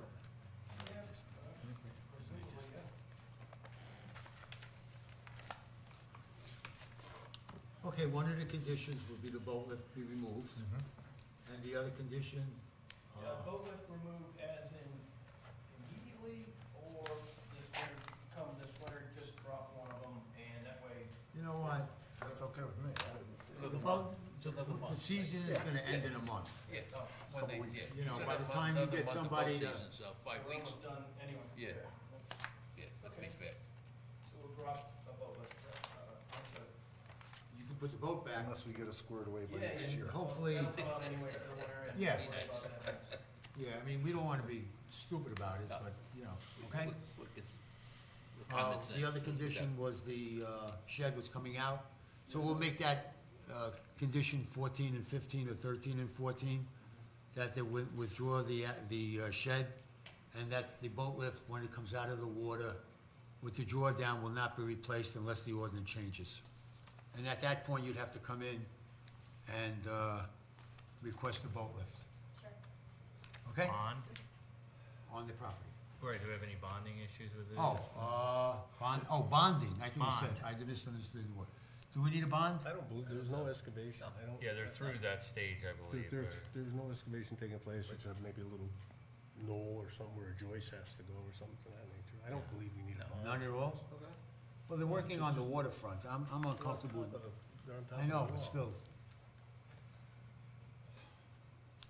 There's not gonna be any silt fencing going in, there's not any, There's no holes. yeah, there's no, They have to clean off the top of where the little piers are.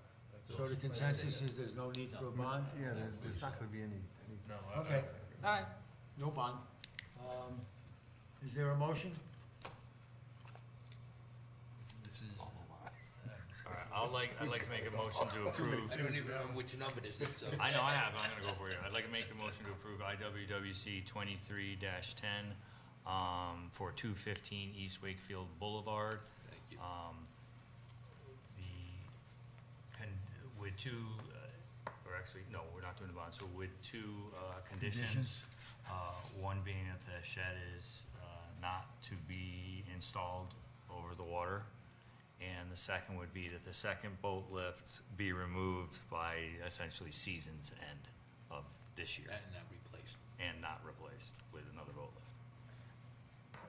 Should that involve, 2316 too, because that was part of the whole. What's that? 2316 was the boat lift one that they were coming after, right? No, Is that both lifts are separate? on the 215 property. Yeah, so the next application, So that's was separate. permitting for the two existing docks. But that's separate from. Separate from the From what I just made a rebuild. motion for. Correct. Right. Okay. And we do not require a bond for this work. Right. Okay. Is there a second? So we don't need to address the new business for the to permit the two existing docks and boat lifts. We'll have to address it. We'll do that again? Okay. Yeah, We'll address it. it'll be new business. I'll second it. A second, all those in favor of approving? Aye. That becomes unanimous. Okay, thank you. Thanks, guys. Thank you. Rob? No, I'm sorry. I'm on the frame floor. I'm in the. Yeah, I know that. Give me a second. Oh, Item C. we should item cover. C, we're gonna continue. All right, Do we because need to of make a public mo- hearing. Do we need to make a motion for Yeah, that? make a motion to continue.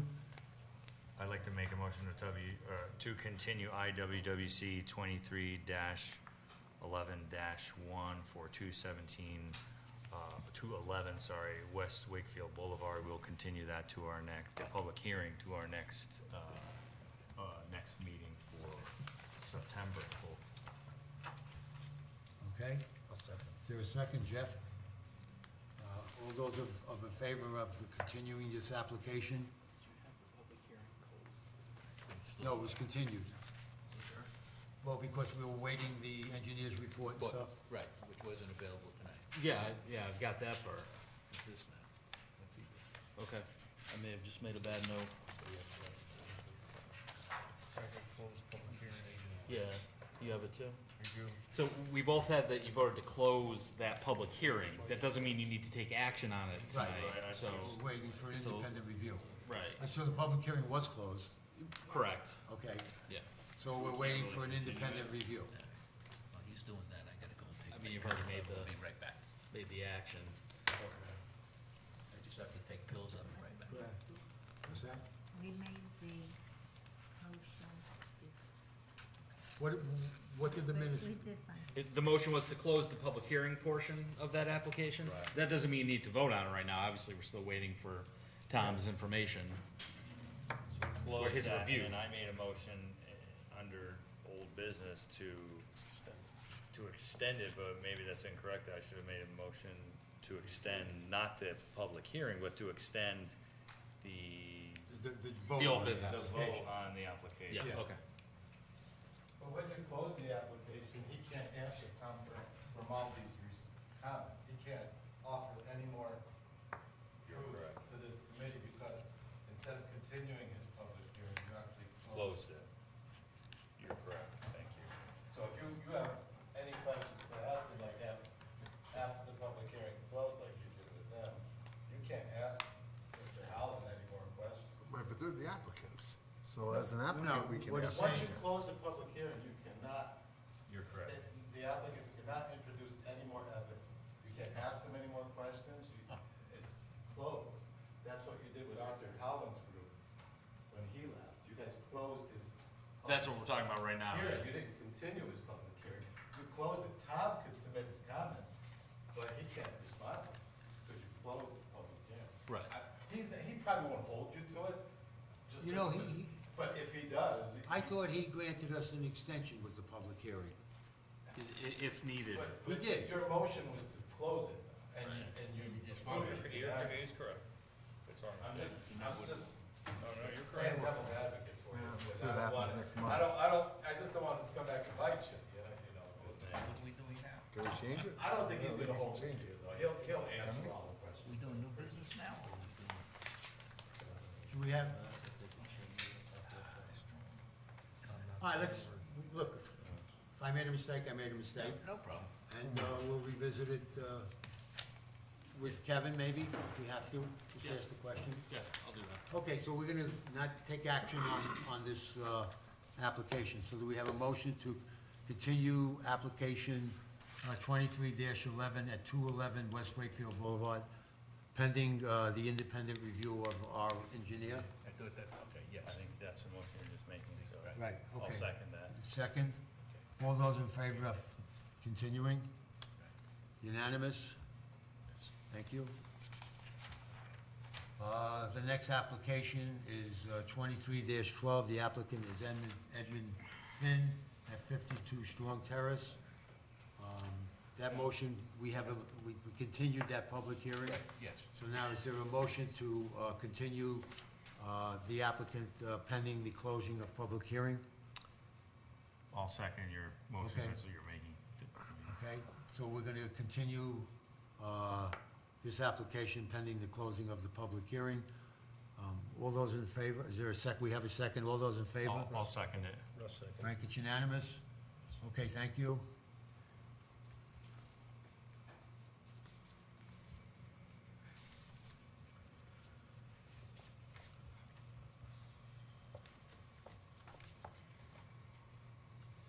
Okay, under new business, the applicant is Richard.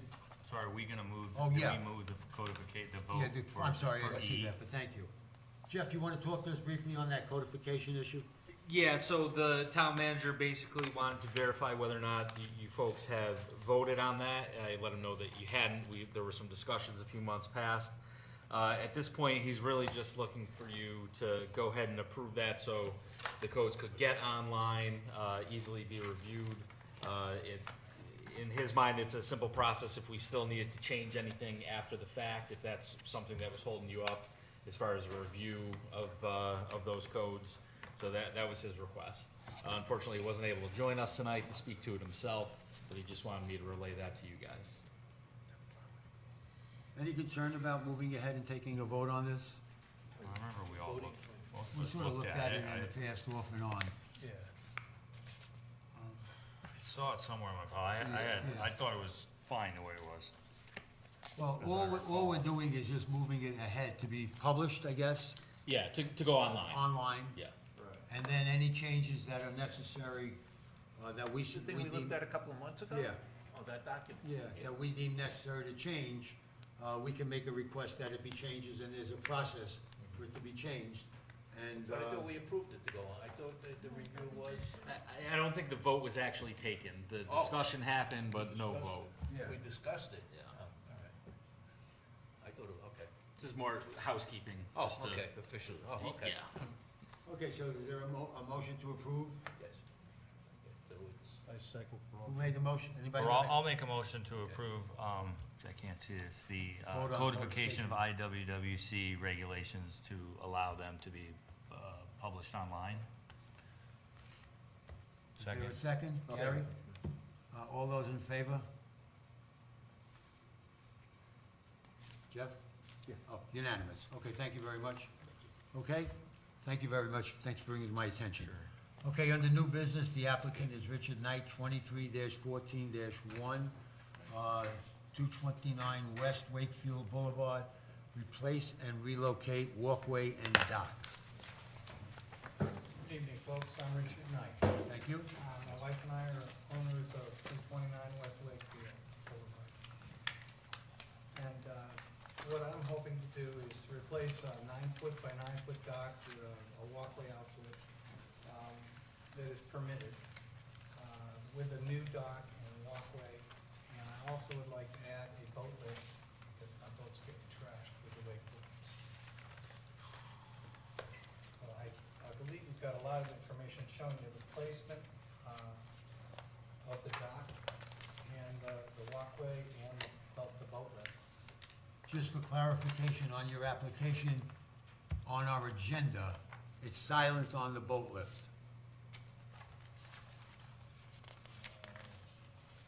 I just want to be sure that your paperwork that you I submitted. submitted the narrative describing the proposed project Hang on. and I see, it's on your application, so it's just a That could have technical been a error. Scrivener's error. Okay, all right, so then we'll correct it on my agenda, our agenda, okay. and it is part of your application.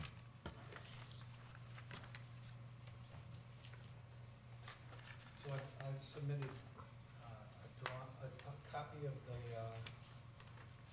survey of the property, and I have another page that shows where the lift and dock and walkway would be placed.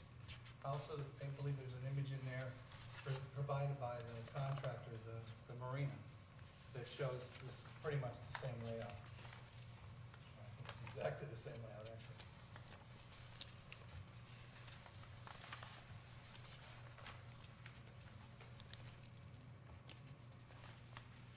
What other information can I give? How wide is your property from one section, one pin to the? 70 feet. 70 feet? And, yeah, I'm well within the littoral, whatever that word is. Littoral. Lines. so you share the property facing the lake on the left, that little inlet, you share that. But on the right, you own it all?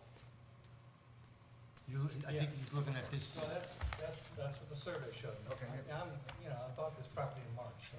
Okay. I just want to clarify that. That's. You know what the problem is, that the documentation you provided us is blurry, I guess. The survey had to get blown up in order to show you where Yeah, things and were. it so becomes got- blurry, so it necessitates questions. So it's basically going right back in the same spot. It's pretty close. Yeah. It might be a foot or two. If you can see the existing dock in the drawing that has the boat lift going on. Oh, okay, got it. It's got, yeah, Okay. it's just a couple feet out. Okay. But again, drawing a line even from the side of the retaining wall, which is not the line that the survey shows, I'm still within. Well, the within 10 the littoral boundary, Within yeah. 10 foot before you get to where the boat. And do the arithmetic with me, looking at the proposal for the boat dock, okay, to walk out, You have a 4 by 10, Yeah, it's 32 feet out. 32 feet, okay. That's what I came up with also.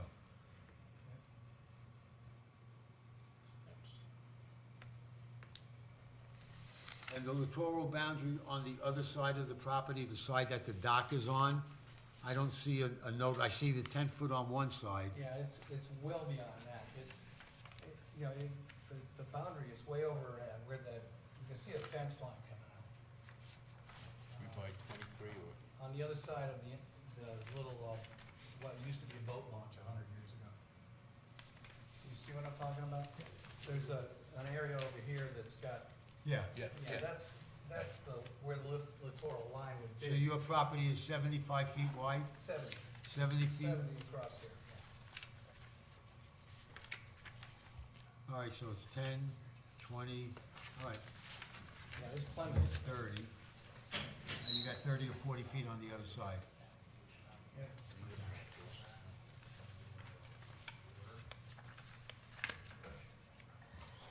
You're not, Yeah, like 28 feet on the other side. so you're not touching the waterfront, the wall, or anything like that? You're just No. looking for a walkway, dock, and a boat lift? That's correct. Okay. And there's be some stairs on it. There's a small jog for some stairs.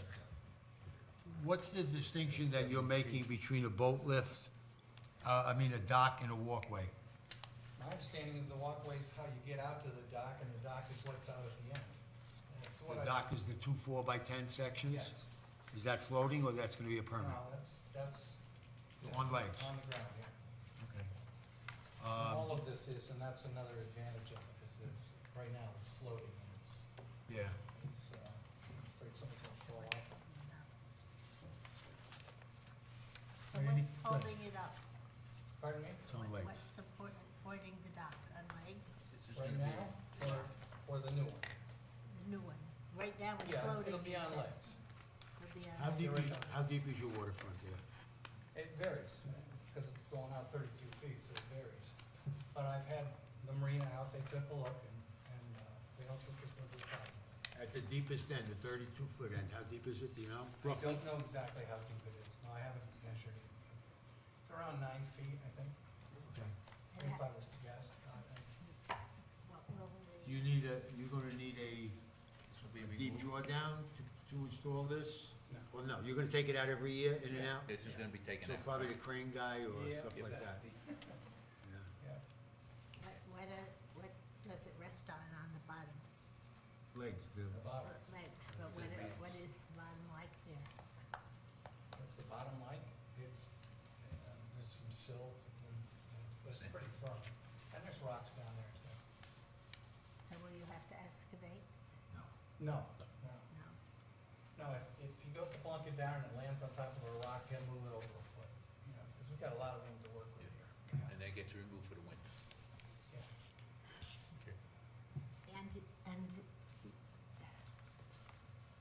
Back to your question of the walkway, and what's at the end of it, is that, this is a walkway and there's a dock on the end of it? Yeah, That's what he's two, describing they're as not the dock. floating, they're just staying there, they rest on the leg This bed. is the dock, Yeah. the walkway and the dock. And then the 25 by 10 then is the That's the boat lift. boat lift. Boat lifts are 10 by 10. That's right, but the cover is 25 feet by 10. So you're right, that the boat lift in itself is only 10 by I 10. think they measure the boat lift by the legs, and then the cover extends well beyond the legs. Right, The canopy cot. yeah. Okay, It only occupies 10 feet of land. And the stairs are built into the dock, is that what is that part of it, the stairs get removed? They'll be attached to the dock. yeah. Right, okay, so they're all part of that whole dock system. Okay. Right, and it is a system that's Right. commercially available. Yeah, they're all over us. All right, any other questions? sounds cut and I- dry. Just so you're new to the commission and to the lake, our role tonight was to we will accept your application. We've asked whatever questions, and if there were any information that we would require, you would come back next month. and next month, we'll take a vote on approval or denial. I don't think there's any concerns that haven't been addressed yet. So you can't do anything technically until we give you approval next month. I understand. Okay, very good. Thank you. Okay, thank you very much. Is there a motion to accept this application? I'll make the motion to accept IWWC 23-14-1 at 229 West Wakefield Boulevard. We accept the application tonight. Okay, is there any, thank you, is there any need for a public hearing? No. Okay, all those in favor of accepting? Becomes unanimous. See you next month. Thanks, folks. Okay, guys, take care.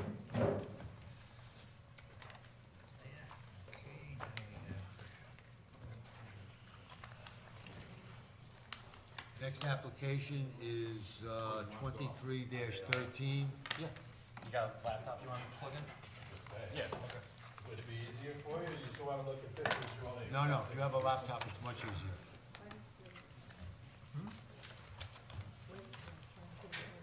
You need a screen out there. Well, I guess you can see that one. Before I get started, I wanna apologize. There's upright. Rejecting, No, no, Robert's rules of order. no, I don't. It's just, Go into the water. I've been in a situation before, Members and, between those legs. at a public hearing, we went to the following Those legs. meeting, and Those legs. they started Next asking month, we'll make it harder. questions of the. We'll take it out on you. And then there's, Take it out on your next. Yeah, take it out on me if he comes here and says I can't talk. But, yeah, I apologize, I didn't want to step on your toes. and then you push the button, and it rises and it goes up like this. So, what's the reason for the 25-foot canopy, because the boat's 20 feet long, and it goes up. It's like my dock, my boat, the same way. Well, that's what's on the ground. Canopy, over it.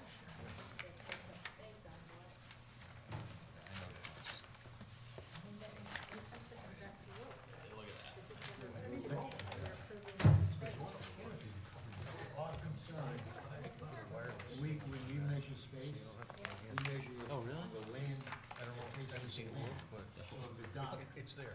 is Yeah, only I've 10 only feet used it once wide, myself in one of these and the meetings. canopy goes the opposite way, so we're not measuring a 50% rule, we're not measuring the dock, the boat perpendicular to the land, but parallel, but we're measuring it parallel. That's all. Yeah. I got no reference on it. Yeah, I'm gonna send So that won't be. Yeah, right, it's much easier. I mean, I've seen all this stuff, but I don't remember it all.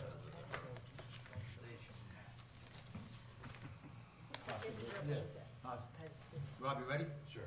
Okay. For the record, my name is Robert Colville, I'm a senior project engineer with Paley Ward Incorporated. And I'm here today representing the applicant, Nancy Frank. Nancy owns this property at 209 Perch Rock Trail. And that water course on the left-hand side that you see, I show it in blue because I wanted it to stand out, but it is a water, now, she's on the opposite side of the lake.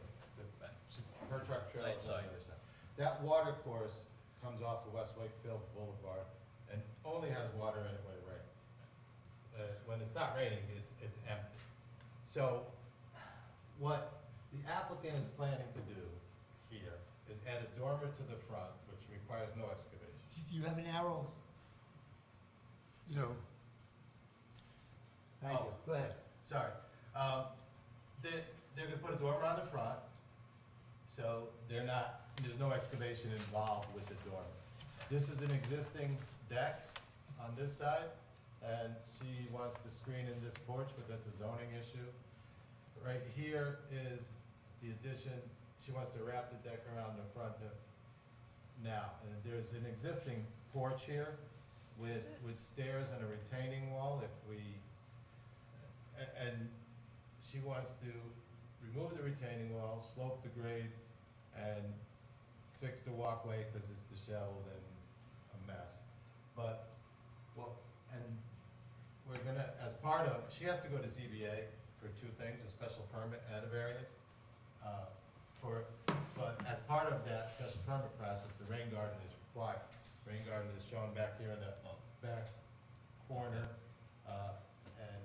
size to handle the first 1 inch of storm water, and it'll more than handle what's gonna happen with this tiny roof up here. So, and this grading that she wants to do right here in this area is only because the water currently just flows right up against the back of the house and the side of the house. So she just wants to move the water away from the house. Where is the lake?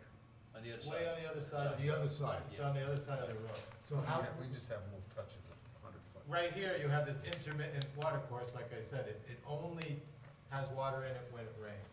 And if you go to our wetland activity table, if you take your 100 feet off of this water course, that's the whole property, right? So the whole property is in your upland review area, no matter how you look at it, the whole thing is there. Everything they're doing there is in your upland review area. However, there is very minimal excavation going on for this project.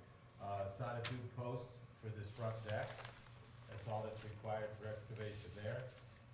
Excavation over here is required just for the rain garden. If I'm not mistaken, I think we have a total of 87 cubic yards of excavation, and if I'm not mistaken, the rain garden takes up 2 of them. 20 cubic yards, right? No, it's 2, I believe. Oh, 2, sorry.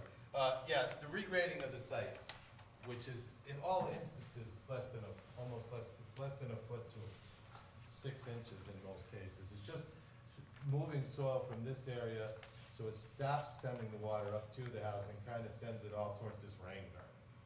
So we're gonna get everything to go into the ground, before it goes anywhere else. And then along the side, there's a existing ridge line that goes right through here. You see how the contours, the existing contours go like this. Same one down here. They have a little ridge line, so it forces the water up against the side of the house, which brings the water down in front of the garage door, which makes it icy in the winter. So she's trying to just so all we did was gently grade over here away from the building instead of towards it. Now, the intermittent water course, if you go out there, which you're only accepting the application today, I expect that you'll be out there by the time we show up next month. If you look at that water course, there's a pile of, whoever owned the house before them cut a whole bunch of trees down, left a whole bunch of logs here. This neighbor's got a little tiny wall over here that's fallen down into this thing on her property. And there are a bunch of branches, twigs, leaves. I mean, this thing is just loaded with deleterious matter. There's garbage from West Wakefield Boulevard coming down through here. There's all kinds of stuff in here. She just wants to clean it. She doesn't want to do any excavation at all in the thing. She just wants to go in there, take all the debris out of there, and open it up so when it does rain, it has a better path and more flow. It's just the way it is now. It has the opportunity right now to rise up and overtop because it's being filled with branches and twigs and leaves and stuff. Over the years, nobody's ever taken care of it. Then, down at the front of the property, right here, where that little hand is, you'll see that's a generator to For the run pump these station. pumps. For the pump station. And there's a pump station here that is put in front of this house. However, this generator has a day tank on it filled with fuel, 3 feet off the brook. I mean, if that thing ever opens up, there would be a problem even worse. You know, what she's trying to do is just clean the deleterious matter from this area. No excavation involved. She wants to do it by hand. Just take the twigs out, take this, but she wants to make sure you're okay with it before she does that. I think the note right here explains what she's looking to do. Next question, you mentioned the trees. She didn't own the house when those trees were taken down No, they're last just year? they cut them into. I know, I Right. passed the house, I Yeah, don't know what it they're was. just a But that pile was there. done about a year ago. Yeah, she just bought the Oh, house, okay, just all right. less than a year ago. Oh, She's okay. only owned it for a few months. And, Okay. so, yeah, that stuff has been piled up there Right. for a while, and then if you, actually, you can take a look at the water course. She's very open, and she's not gonna have any problems with anybody wanna go out there and walk around and do whatever you need to do to take a look at that. Stormwater, I guess you could call it a stormwater trough. It does go under the ground right here. It goes into, we don't, it either goes into this basin, and where else, I don't, where it goes from here, because there are all these 5 basins that are down here, and it's hard to see That basin where your hand is now is the one that goes to the lake. to the lake, right? So, I'm assuming that it goes from here to here to here. These, I don't know whether these go this way, but there's 5 basins. That's a low spot, obviously. Right. And that's the whole reason why there's a pump station there, because it is a low spot, and you can't really, so that's why they have the pump station there. We designed that pump station also, so I know, I have those plans too. I know everything that happened there too. Why'd you put the generator there? We didn't, that happened later. Yeah, well, there's no gas, normally that would be a gas-fired thing, that generator, right? But there's no gas, so you can't have an ATS, an automatic transfer switch on it, and as soon as we lose power, it would turn on. Now it probably does have an ATS, but it's got the day tank under it. You go out there, you'll see there's a concrete box, and the generator sits on top of what we call the day tank. The day tank is the fuel that's sitting in there. It's one on the other side, the same way? Sometimes, They're all that way? no, see, sometimes day tanks can be side by each with the generator. Sometimes they're under the generator. Sometimes they're fed from another source, like we're doing in a Hartford parking lot right now, and in doing that, we're removing their old fuel oil tank, and their generator, but the generator's on one side of the building, the fuel oil tank's over on the other side of the building, and they have lines that pump it over to the generator. So it's different ways. But this is one of those generators where they physically attach the generator to the fuel oil tank. I mean, it's never gonna breach.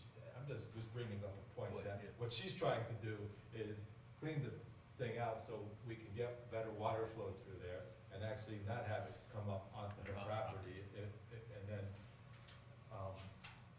whereas if that thing were to breach, then, it's still gonna fill up part of the concrete, but there's not enough void in that concrete pit to catch all that fuel oil.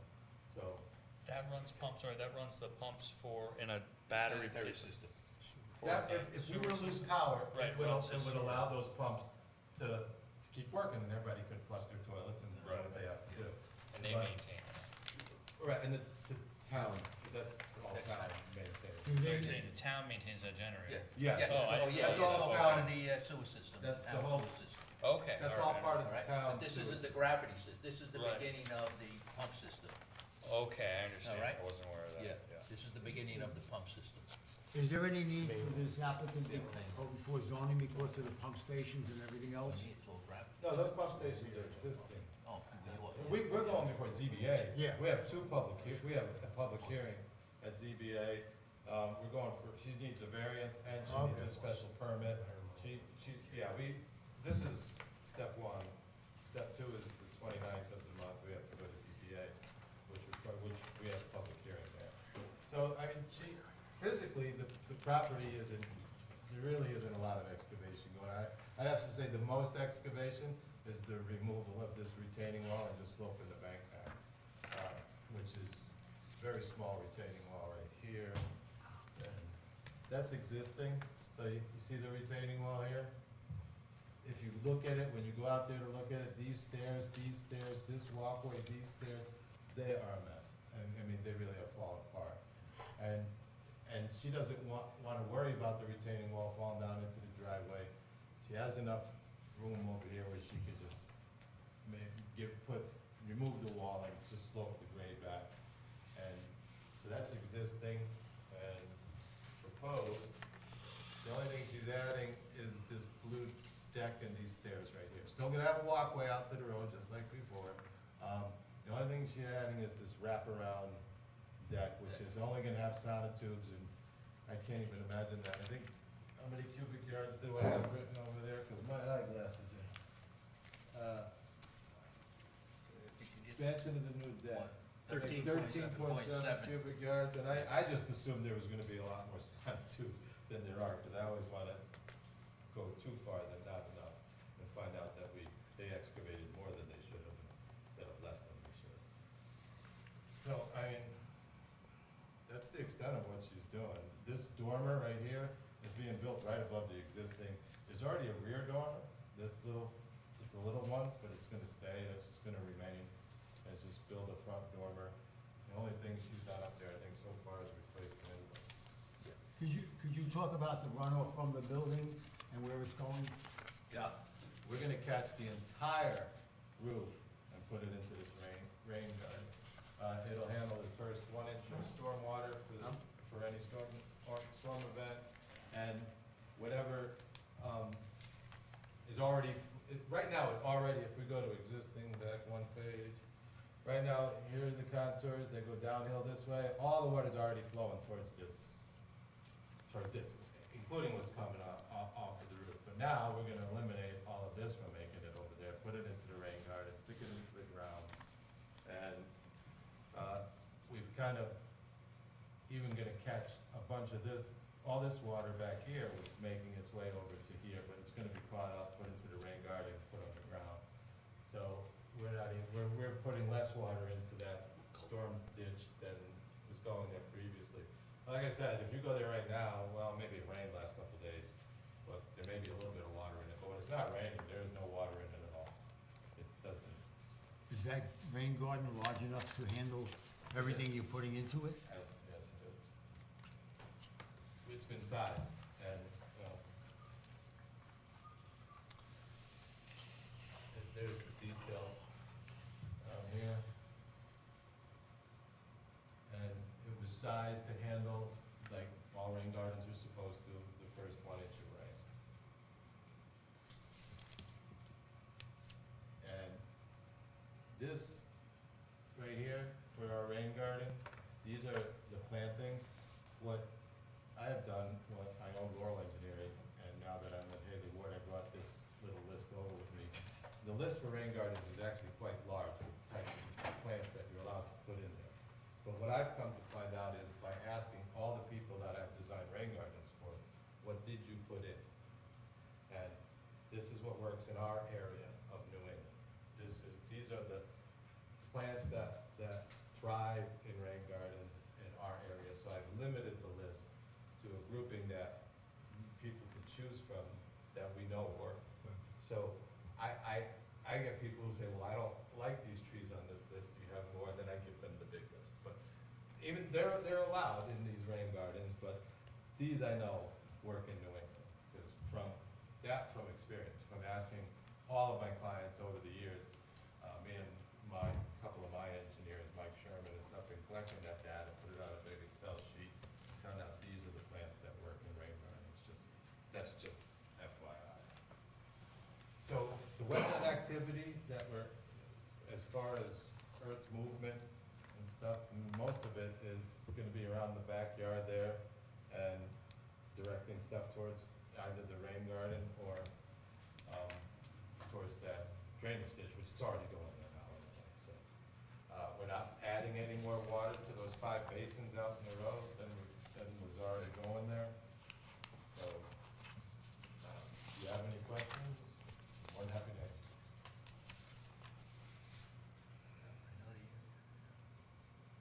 I drove by today and I didn't even know that swell was there. It looks dry. Yeah, it's dry, I know. And if you, I mean, it has a couple of really nice flowers growing out of it right now that I thought were cool, but Nancy's is like, and it is impeding the flow. The stuff that's in there is literally impeding the flow from water coming off of West Wakefield, and it cuts through the property behind here. Right. And It's on West Wakefield. And it cuts through here to here, you can see it coming through here, and it cuts through, I think, is it Holmes Street, like right down the street from here? There isn't a cut. Cut, private street. Yeah, private street, that, Right. you know, back there. Right. So, it's also, you know, and she's the end result. I mean, in other words, she's at the end of all that stuff coming in, and, you know, it's being dumped onto her property, but she has it's not a problem for her. What she wants to do is just clean up the mess that's in there.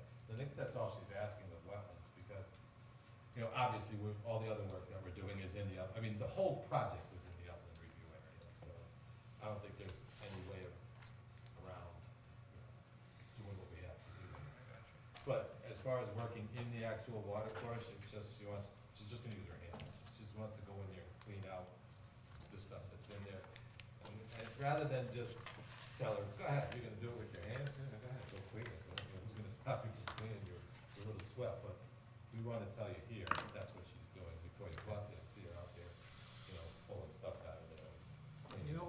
remember somewhere in the past, there was a waterway also similar to this, where the homeowners attempted to clean it out and it became an issue. I just don't Where recall. they cut all the trees out of it, maybe? I think, you know where that the log cabin is on Next to the East log Wakefield cabin, Boulevard? Adjacent to the log cabin is Yeah. like a runoff from the. I know, I streets remember the and- one. And there's a catch basin, and then there's it's almost part of the lake. She's not looking to remove any trees. Actually, there are no trees in it, but she's Well, not the trees looking. are down already from the Yeah, previous it's owner. just that they're already gone. You know She doesn't plan on removing, and I don't think those trees actually came from that swale, they were on the. No, they were in the property. backyard. Yeah, They were in the backyard. along the Yeah. property line. Yeah. She's been pretty diligent, because I know we're going to ZBA, and she's gone to the neighbors in the back, neighbor on the side, and the other side, and got letters from all of them for ZBA that they have no problem doing whatever she wants to do there at this point. That begs the question, do we need a public hearing? So For the- whenever we go to ZBA and we're going for a public hearing, I always advise my clients to go talk to their neighbors. It may not always work in their favor, but at least they'll know, and you'll have to satisfy their wishes. And in this case, well, all the people on both sides of her, their houses are closer to the road, and one's putting a deck on the front of their house right now. Right. Which is Farrell, right? And the other one Lemanco says, both of their decks are even in front of her, so she's behind them. Anything she's doing there, they don't care, because they can't, it's not blocking anything they're doing. No vision. They don't have any problems with what she's doing. Again, do we need a public hearing? I don't. Okay, just It's begs the all question. done. You got things in front of Are there any questions of Rob? All right. Thank you. All right. Motion, Accepting, you're gonna accept. I make a motion to accept, IWWC 23-13-1 to, site improvements and minor renovations. I'll second it. All right, the site improvements as per the presentation, Right. okay? So it's more specific. And all those in favor of accepting? Becomes unanimous. Thank you, Bob. See you next month. See you next month.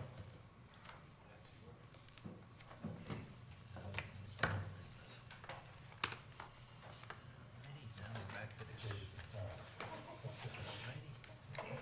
The next application is 23-16, Kristen Prusi. The applicant address is 215 Wakefield Boulevard, and it's the permitting of two existing docks.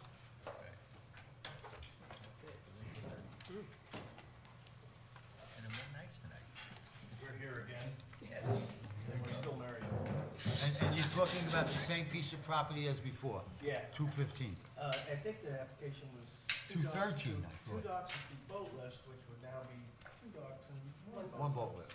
Which Okay. we're modifying.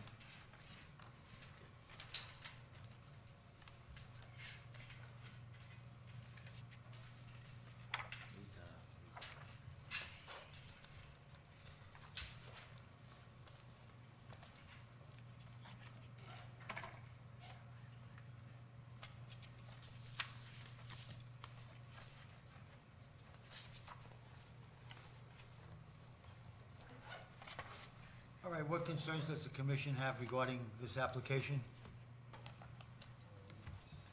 We discussed a Yeah. lot of it. Anybody? I don't have any concerns.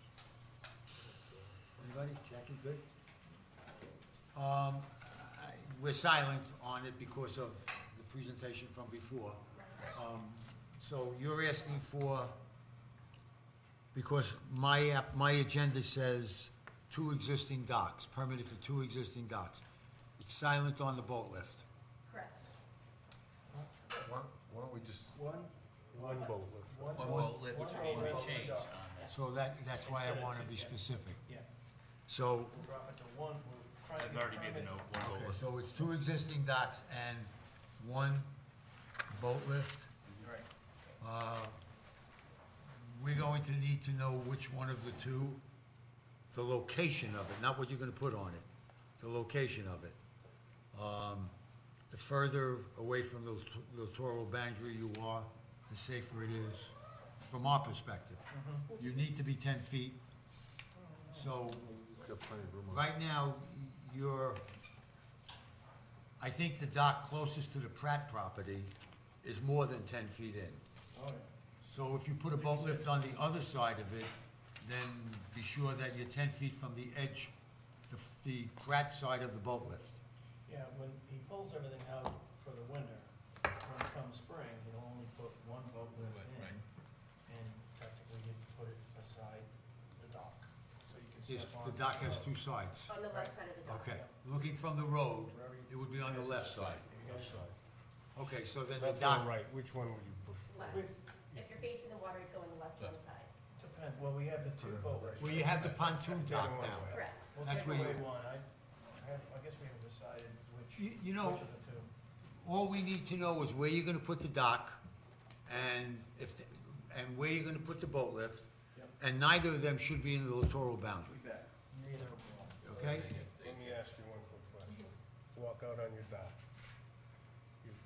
Your pontoon boat is to the left. Correct. Is that because the door is on the side right there? That's correct. Then I guess your pontoon boat must. Stay on that side. Good So, point. okay, and your other boat can float That's true. Good on the other side? That'd be a lot easier Yeah. to, use with, The whips. whips and whatnot. Right. And that could, we could whip it off that side, or we could whip it off the other dock. That's easy enough. Yeah. So we'll be down to one, you're right, that we could just keep On the left. yep. Okay, so that's the understanding. Correct. So it's gonna be, all right? I have a quick question Go ahead. on this picture, which is the picture that shows all the dock, the boat with the whips there. There's the other broken down wooden walkway. That's what I described It's not before. one walkway, it's Or- aluminum dock. This thing? This Sorry. No, over here. Over here. over here. What, where does that fall into? Is there repair being done on that? I'm just curious, like, we're trying to go, Get onto the dock? no, it's this, I mean, I can show them. The dock that you have between, where your mailbox is. That's the dock he's referring to, this set of rickety stairs. That's new. The dock The itself is stairs, Okay, this He's, is, what he's asking, this is old and this is no longer there? that's correct. That's Okay. old and gone, Oh, okay. Okay. and, do we show? You may not have a picture, that's why I was asking, so, Oh, here's a new. See, this is new, okay. over there, and with a railing. But what we commented on earlier was the stairs look wimpy. Oh, okay. that's these stairs.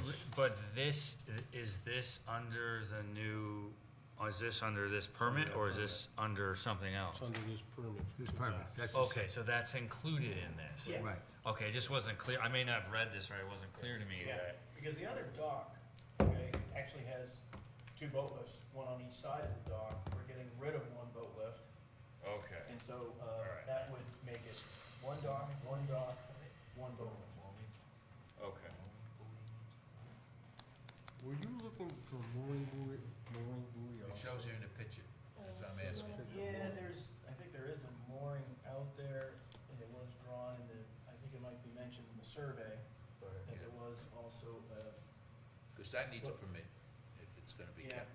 what happened is with one of the ice storms or whatever, it took the buoy away, and so, So there is no more buoy there being not a used? buoy, but I'd have to go diving and try to pull, put another chain in. But is that something you wanna use in the future, I guess is my question. Right, Yeah, I'm sure.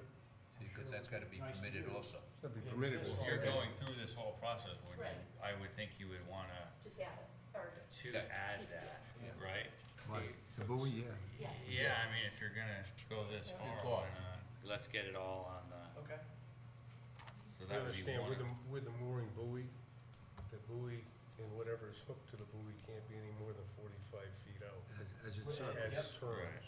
Yep, All right. and it's not, it's quite close, because the idea was you could use that other dock that used to be rickety, and you wanna tie to it, because you're trying to get from the dock onto the boat without, swimming to it.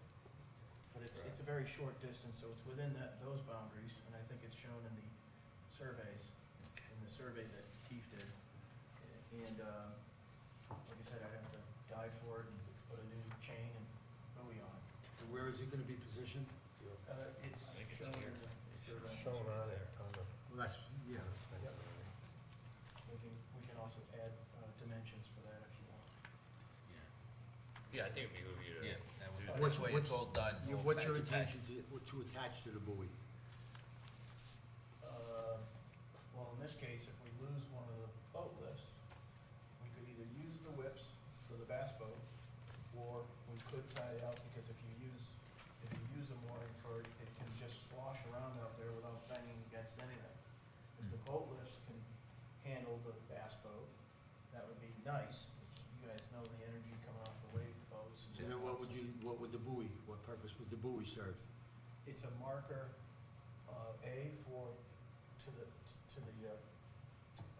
mooring, and secondly, it is another way to say, hey, can you water skiers and whatnot to keep your distance? I guess that's what everybody else does, right? Well, how far out is it? Isn't it in your little kind of area there? Oh, so it would, okay, I see what you mean. Yeah. I mean, the bass boat fishermen are gonna keep coming up close to our Yeah, docks, right. and they'll lose their lures on our docks like they do, but certainly, I think what other people have used some of these buoys for is To keep boaters away. try to keep some boaters, keep some distance for water skiing and all that.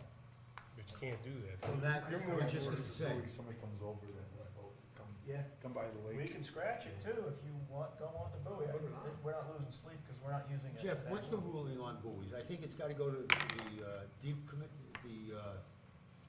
are we empowered to, I just know it, somebody I said to know- me you need a permit. I one didn't, at a time? Go ahead. I know when I went and got all my stuff approved, I had to get the buoy approved at the same time. It's in the ordinance, isn't Yeah. it? Yeah. You have to get it from the state though, don't And you? even the permit, the application, Yeah. it lists it. It says Right, docks, it's in the buoys, oh, Yeah. it lists it all on it. You just have to write in what it all is. What we want to avoid creating Mhm. is a private swimming area for you, Yeah. for me, for anybody. No, it's not the. You know what I'm saying? Oh, yeah. So that you have docks that are delineating your property and what you do in between. And if you put a buoy there, then, the perception could be that you're creating a private swimming area. Yeah. Okay, That's but your That's not property is too allowed. wide. No, you can't. You gotta be careful with that. Any other questions? All right, our role tonight would be to accept this application, right. okay, because it's new. And next month you'll come back, and I don't think we've raised any concerns that I'm aware of. I think the one thing we do wanna have is, you can take this plan, all right, and actually draw in where you want your mooring buoy. Yeah, we need to know We that need specifically. dimensions, You know, Okay, pull So it the off a location couple of the points buoy. and say that that's where it's gonna be, and just show it to so we can somebody. draw it in. Yeah. Okay. And Jeff, review the ordinance on that, please. I will. All right, and just before you finalize anything you give us, meet with Jeff Absolutely. and look at the ordinance regarding buoys. Okay, great. Okay, thank you very much. Thank you for your patience also.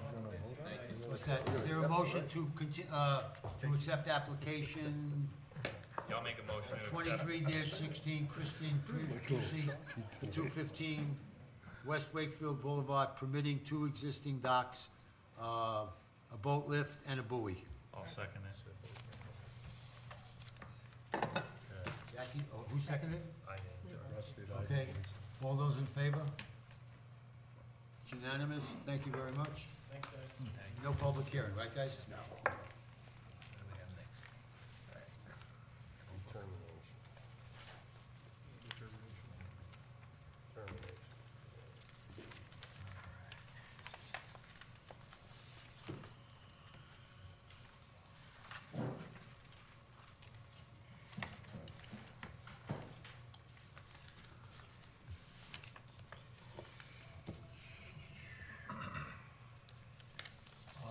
Under agent determinations, there is nothing. Agent actions, there's nothing. Under determinations, 21 Crest Street, David Webb, I assume? No, this is Mr. Walker, the emergency washout situation. Oh, Uh, okay. Based on the time, might we take him now? and Yeah, discuss no, the I just, David sign? I was following the agenda. Right. Thank you. So this is, under violations orders, letter A, 265 Colebrook Road, restore order. Okay, You're Mr. Walker? Yes, sir. I am. Thank you. Just for your records, introduce yourself and your address, please. Jeff Walker, 265 and a half Colbrook Road. Okay? And,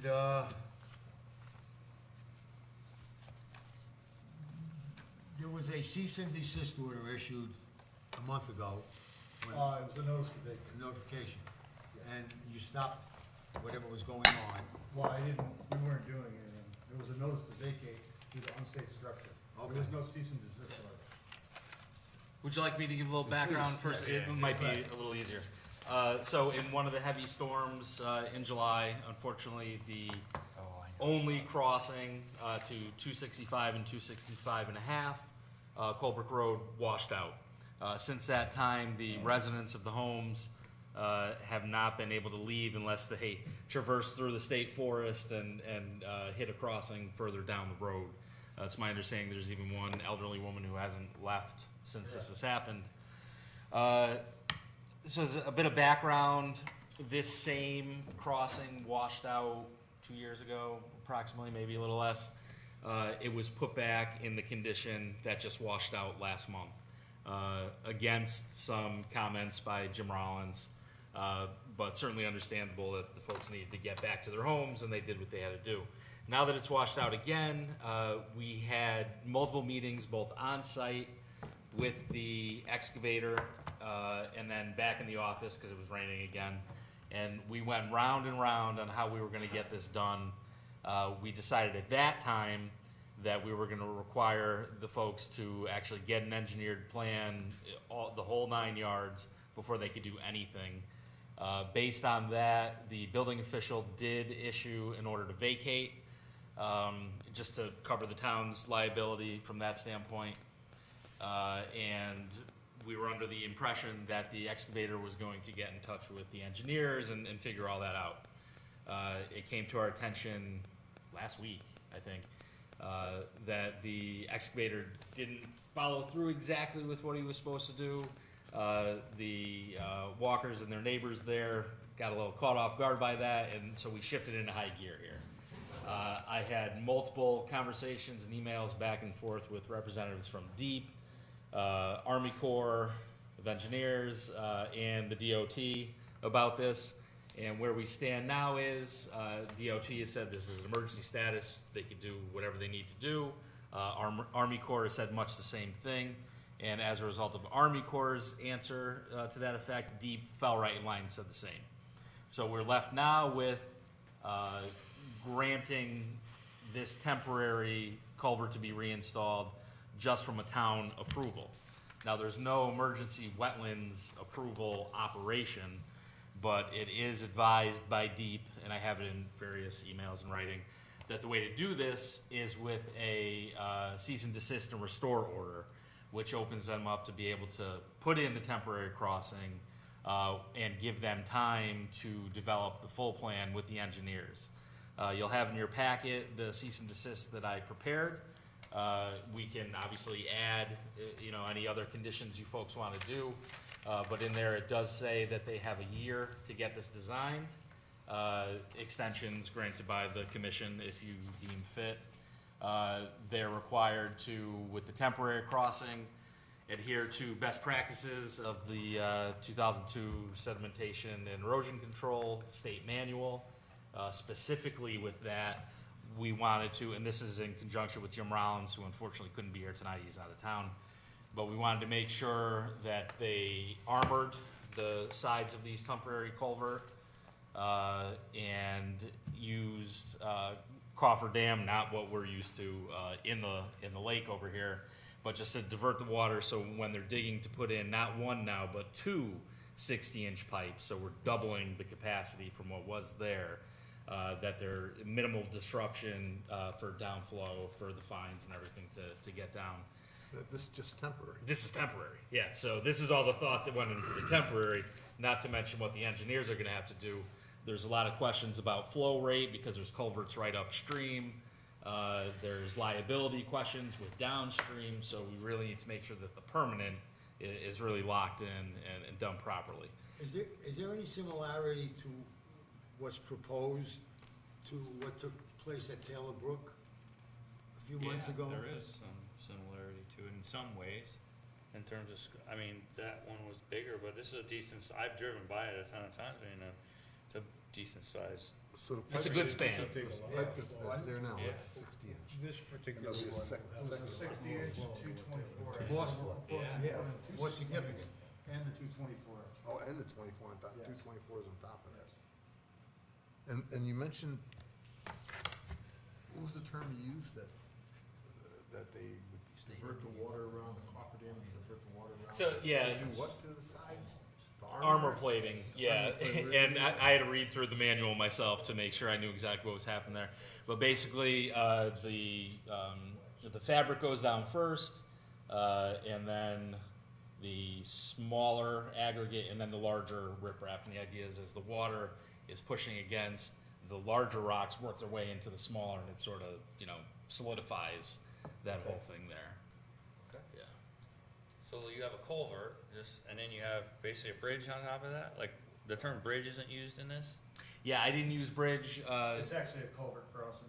Okay, no, I was just curious, I'm like, I thought of it as a bridge, but The I know permanent there's, solution is probably going to be a bridge That's what I think, wouldn't a bridge be with cheaper than this? abutments and I-beams and right, Maybe. reinforced concrete top. So the culvert crossing then, there'll be pipes with the, directing the water underneath, and then there'll be airspace above the pipes, or it's gonna be That'll be all backfilled? It will be all filled with riprap. It's gonna be all and filled, boulders and with. on top of the pipe. Yes, with like an inch and a half process over the top, all compacted to 95%. And then a road on top of that, Yes, and that's all temporary. yep. And the hope is a lot of those materials that are used for the temporary could then be reused for the permanent solution, but that hasn't been developed yet, so can't go too far there's down no that other road. temporary way to put some giant bridge over the whole. See, part of the problem here, Too close to the road. There's Yeah. no way to put any Yeah, I kind didn't realize unless it was we that actually dug down and poured a bridge abutment for something for That's too this bad. end of the bridge to sit on. The other side's fine, but on the Right. road I side, didn't realize it's it's pretty that much right up close. to the Now, road. now that I think about it, I yeah, do it's, see that. it's real It's close. too bad, it's tough. Yeah, we were looking for, those temporary bridges that people dropped, I forgot the term, the easy bridge or something, but Maybe the fact that it, maybe Easy bridge, bridge, that's the fact that it's so short off of the road, there's nowhere to really grab over there, and the asphalt is already undermined. It's pretty stable right now, but it just wouldn't work. So to do who's the overseeing body to do of all this initial culvert, the initial part of this, like who oversees that? Who's inspecting? I mean, are you ready to start now? Well, they can't get told their us we had to houses, start right? 6 weeks ago. Yeah, we held them up because we needed to get this done right. How do you get to your houses now? I parked my van at my neighbor across the street. I have to walk about an eighth of a mile up the street into my other neighbor's driveway across his bridge. And that has a And I crossing. walk a couple hundred feet through the woods, and then I get in my car and I drive up to the top of the hill. Sucks when it's raining. So Or who you can't is go the inspection or agency? garbage. or any of that? Right now, it would be me and Jim Rollins, unless you guys decided this needed an independent. State property, though. How is Jim Rollins involved in state? We're relying on Jim for his knowledge of, No, but isn't the state- construction means, but yeah, this is state, they've As the given state- them the go-ahead. Based on the document that he submitted, or the go-ahead to do something? We have a permit from the state. Oh, you do? Yes, got we that. do. From Okay. DOT. Yeah. So will DOT come? For emergency repair. Yes. Right, Yeah, so temporary DOT emergency may have some oversight. If they issue I the would permit, think I would they would. imagine they, They would do the oversight. not that you need even more people there, but. Right, I mean, it's gotta be done right, it's a major water course. I saw it when I drove by. So, are we looking to vote on something here, or? I Well, mean, this is actually the show cause hearing part of the cease and desist and restore. So, like I said earlier, if you guys wanted to add any conditions other than what I already put on the order, this would be the time to do it. Otherwise, he would be free to start undergoing these emergency repairs. Do this? I have a contractor, unfortunately, he went to the race this weekend, so he left today, he'll be back Monday. How long will this project take to allow you to entrance A and, day, day and a half. oh, that's short? Yeah. We have all the overpipe and everything ready to go. he has a pit right in Colebrook with all the riprap and boulders. So we have everything ready to go, it's just, you approve it. Gary, any feelings? No, I think they should get going with it. I didn't realize they were waiting this long, 8 weeks, It's a 6 cut and weeks dry now. thing, I mean, it's. Monday it'll be 6 weeks since it washed out. Well, you know, the longer we procrastinate, Right, that's what I said, we By shouldn't need, procrastinate. you know, the longer he's No, that's what I'm saying, we inconvenienced, shouldn't number one, and number two, if there's any need for an emergency vehicle, And that's deliver what, oil or whatever, propane, not a medical Fire, emergency. Just the opposite, I'm saying. It's gonna be a cold winter. Yeah. and the fire marshal and the fire chief were both involved in those original meetings that I mentioned, where we decided a permanent solution needed to come first. Okay. And, you know, we A lost temporary time. solution. Well, at that point, we wanted no temporary, but at that time, we thought the excavator was drawing up the plans and gonna make the application. It just All didn't. right, so what action do we have to do? Just give them approval to move ahead? That's it. I'm with that. Yeah, if you have nothing to add to the order, We added something that you took note on, I think? You said you picked up something from what somebody said? Oh, then I'm Oversight. mistaken, I thought you Just did. oversight, when we discussed Oh, that. that was the last one, he picked up, on he's gonna look up, No. he was No, gonna- on this one I'm talking. This one, I don't believe. No, okay, we're good. So what he submitted and what DEP has accepted and everybody else in the state has accepted is what we're going to give him permission to move ahead with. correct. Yes. Okay. Is there any time frame in terms of a permanent solution?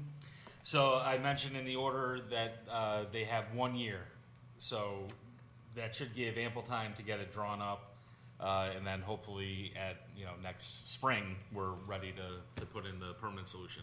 If that is not feasible for whatever reason, I do mention that the commission has the right to extend.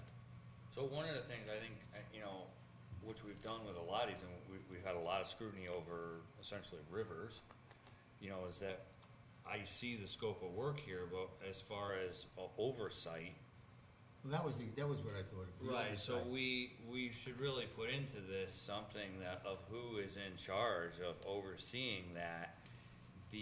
This coffer dam diverting water away from the, area and armored channel savings, that these things are actually being done. I mean, right, well, that's our standard protocol for most of our projects is of this nature, is somebody is designated. Now, most of the time it's an engineer because they're the ones that are involved with these kind of projects.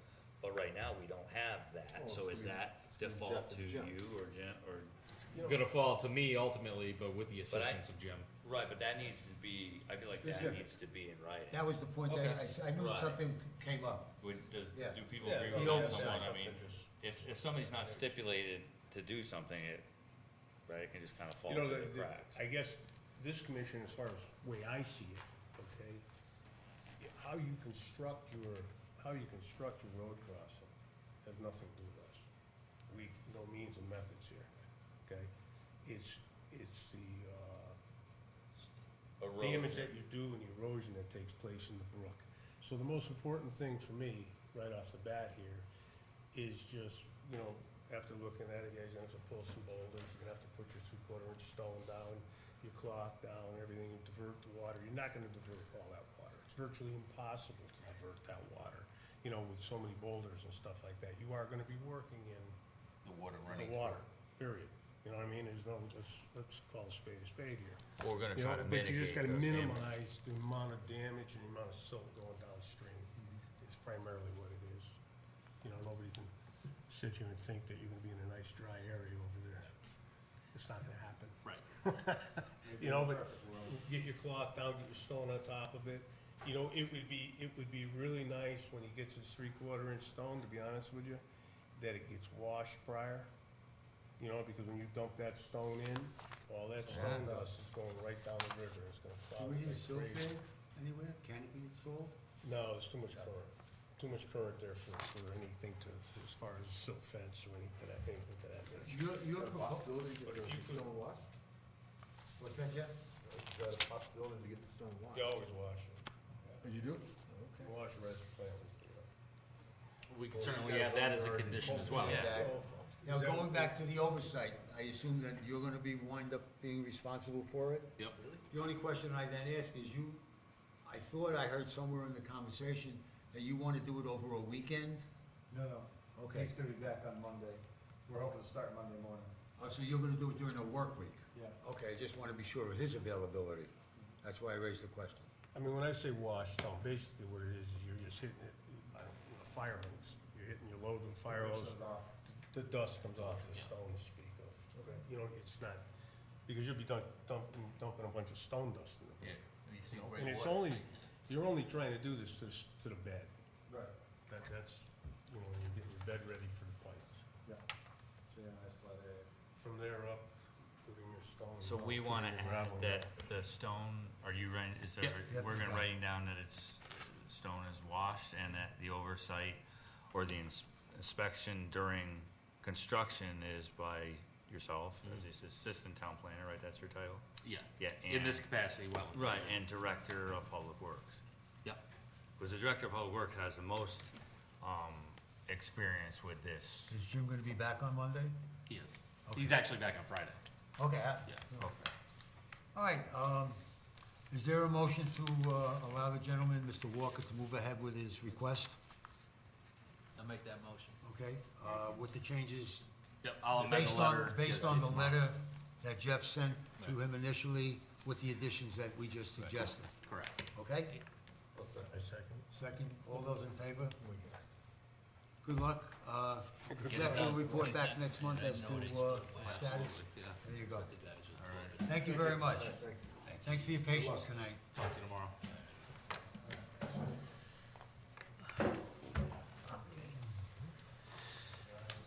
Timelines. I drive by that one. That's a big project. Nothing really, been involved in many of them in the past. Nothing. You got a state permit, and a lifetime is good. No. Used to take us. With the flow. All right, Yeah, I think she's in the other house, so it's just him and his wife in the one, and I'm not sure who's in the other, they're letting them run with this. What they're doing here. all right, let's get together so we can get out of here tonight, guys. With us. We're back to determination for Yeah. 21 Crescent Street. There's an agent determined on 21 Crescent Street, that's all good to go? Yeah, so I'm actually asking if you're comfortable with me making a determination. I haven't made any yet, being new with this particular issue. The owner of 21 Crescent Street, Mr. David Webb, came in. He informed us he had an original plan to increase the capacity of an existing swale on his property. Jim and I went out with him to take a look at it. Jim had a much better idea, in my opinion, to don't touch it. It's operating great right now. You've got growth in there. You have some tree roots that you probably don't want to disturb. The suggestion was instead to build up a berm in the yard on the side of the swale, which would basically increase capacity that way without doing any work within the waterway. In order to build this berm up, it was discussed that they would use straw wattle along the length of the swale, also include silt fencing, then backfill that to get the grade that they're looking for, and then grass seed over top of that. Once the grass seed takes hold and it's nice and secure, come back and just cut the top of the silt fencing off, leave the lower portion in place. So again, the idea is not to disturb this in any way. So that's the basic plan there, and if you guys are comfortable, I was comfortable to make a determination, but I wanted to bounce it off you first to make sure we were on the same page before I start taking too many liberties. Bring a bunch of those. Hey, if you're ready for them, I'm ready for them. Take them all. I know this property pretty well. Okay. Yeah, that's as good, that's fine, in my mind, it's fine, that's as good as you're gonna do it.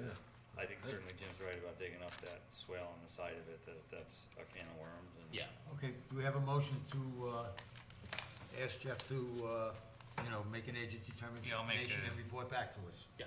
Okay. I'll second You'll it. make the motion? Or I'll make the motion is to, allow Jeff, to make an agent determination for 21 Crescent Street for the enhancement of existing stormwater runoff. I'll second it. There is a second, all those in favor? All right, it's unanimous, thank you very much.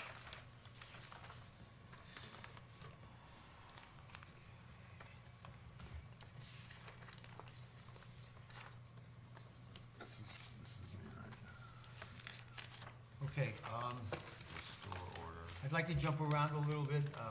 One of my concerns, that, you know, it keeps coming up periodically is this 139 West Wakefield Boulevard. This is the property where there is an owner of the property. There is no building on the property. There are docks Oh, this is the, in the right, this is water. the multiple docks with the Docks ownership, in with the the water, ownership. and, the owner is renting the docks to 3 different individuals. But didn't she also change the deed? Let I'm me sorry. just finish, which creates a second marina, so to speak, which is not allowed in our ordinance. So, in the past, and I'm going back probably 4 or 5 years, this has been addressed periodically. Sometimes it was successful, and for the most part, the homeowner has violated the intent of this commission to stop renting out to 3 separate individuals. Didn't the homeowner, excuse me, but didn't the homeowner, add them to the deed? Well, that's where we're getting 1% of to. the property? That's where we're getting to. Okay. Kevin's got a letter. Yeah. Kevin's got a letter to that effect, saying that, the homeowner has quick claim deed, 1% of the property to 3 different individuals. Kevin's only issue with the quick claiming deed is that, these individuals are not the holder of the permit. Is that correct? So where are we with this? So, at Kevin's suggestion, we let Ms. Babbage know that she should, or they, rather, should apply all the owners for a new permit, which would tie all 4 of them as owners to the docks. Therefore, the boats, which presumably are owned by these 3 other parties, are now legal, fully in compliance with the ordinance. Maybe not the spirit of it, but the letter of it, anyway. I'm sorry? Wait, and the design of this multiple dock thing would meet the other town regulations for docks? Yeah, so I did also, one of our issues was both the former wetlands agent and me think that the docks don't exactly adhere to what's on the permit. So when I let her know that they needed to apply for an updated permit, I said, you should really include all exact measurements of everything that's there now. So that's gonna come before you, and you guys can have whatever questions for the applicants that you see fit. So if they change the name, or however the legal maneuvers of changing the Ownership. then that is legal. The ownership has to match the applicant's name on the docks. Right. Yes, but That's the what we're- location of the docks. Right, so that's, in but proximity this to the part of property, it, when they do that, then we can nail it. it's legal. Well, it's legal to present it to us, but Right. does it meet the But regulations that the Right, town has for that's docks? separate. Right, that'll be part of the application process. That's separate, but if the I names will tell you match- that what's in the water does seem to match the permit that's on file. No, no. Again, I haven't been able to measure it to No, see no, if she but- expanded But it. she's got a patio, 3 boats. She also has an upper patio 3 boats are allowed. on the ground, which is not in any of the plans. So When were there's those the upper put in? that goes But down. I mean, after all the discussions we've had about docks, Yeah. this multiple dock system can meet our requirements? No, Yeah, if it no, meets the it's not size. It's not the multiple dock systems. Many people have multiple dock systems. It's the Ownership. illegality of The renting ownership. out these, let's say, legal docks, Right. permitted docks, to a tenant who is not renting the house for any reason or anything else. I mean, we just went through an extensive thing about Yeah, I know. the lines and I- everything. Do these 4 docks fall into that parameter, that they're within the property lines, they're within the lineal lake lines and everything else? It appears so, but it's up to them to prove it. And just so, there's just 2 docks going out. So they've got boat, dock, and Boat. boat. Right, 3 boats, yeah. So let's just say, forget about if all the rental people, Right. are those docks compliant with the number of boats that are there? Yes, you could have 3 boats. Okay. You're They allowed just to- need to be, So the they're- boats need to be owned by the owner of the permit. So now that there's gonna be But they're getting 4. around that by Yes. changing, Yes. so really ultimately there is not much that can be done with this, right? No. If, No. yeah. Wow, they made us, wow. What's the It's a good frontage idea on though, the because I got a lot of. Yeah, that's what I'm thinking, how they get 2 docks? You need, I You think, just might open 150 up a feet whole to get a can of second worms. dock. Yeah, I don't know offhand. Actually, I mean, have you're it. right about that. Hang on, guys. I think the issue that we should look at Right. is if there's 50 feet of waterfront, then the width of the docks that touch the land can't exceed 25 feet. Right, that's what I So mean. they have 50% rule. I don't know how much waterfront they have, and I don't think their docks are exceptionally wide to occupy, you know, more than half of the waterfront lineage. But you need to have, I believe the ordinance reads, you can only have a second dock if you have over 150. Over 125 feet, So that's 125 another is issue. what it is? Right, I that's think what I'm- I'm saying. But we don't know. We don't Well, know yet. we don't know the actual footage of the waterfront, so that's another point that we have to Yeah. look at. And if they're only allowed 1 dock, That's what I mean, yeah. then It'll change. Then- that would have, the second one would have to be removed because it's not in compliance. Right. Right, now is the time to make Yeah, sure well- Yeah, okay. everything is in Uh, compliance. What I would You suggest, say there is a permit on file Yes, with the docks, with the 2, with the setup that's Yes. there now. so then someone gave them a permit. What's They that? have a permit, they have a permit to put 2 docks in. Right, but they now need a new permit to establish the proper ownership. Okay. So it's well within your purview to make sure everything is in Everything. compliance. Review everything at that. Jeff, what I'm gonna request is for next month in our packet, just give us copies of the original permit that somewhere along the line was approved and the language of it, so that we can compare apples to apples, so to speak. Yep. And hypothetically, if they don't apply for a permit, what can we do? So at that point, I'll make sure with Attorney Nelligan, but I don't see any reason why we wouldn't be able to issue a violation letter with fines. Wasn't there a violation letter or issue raised?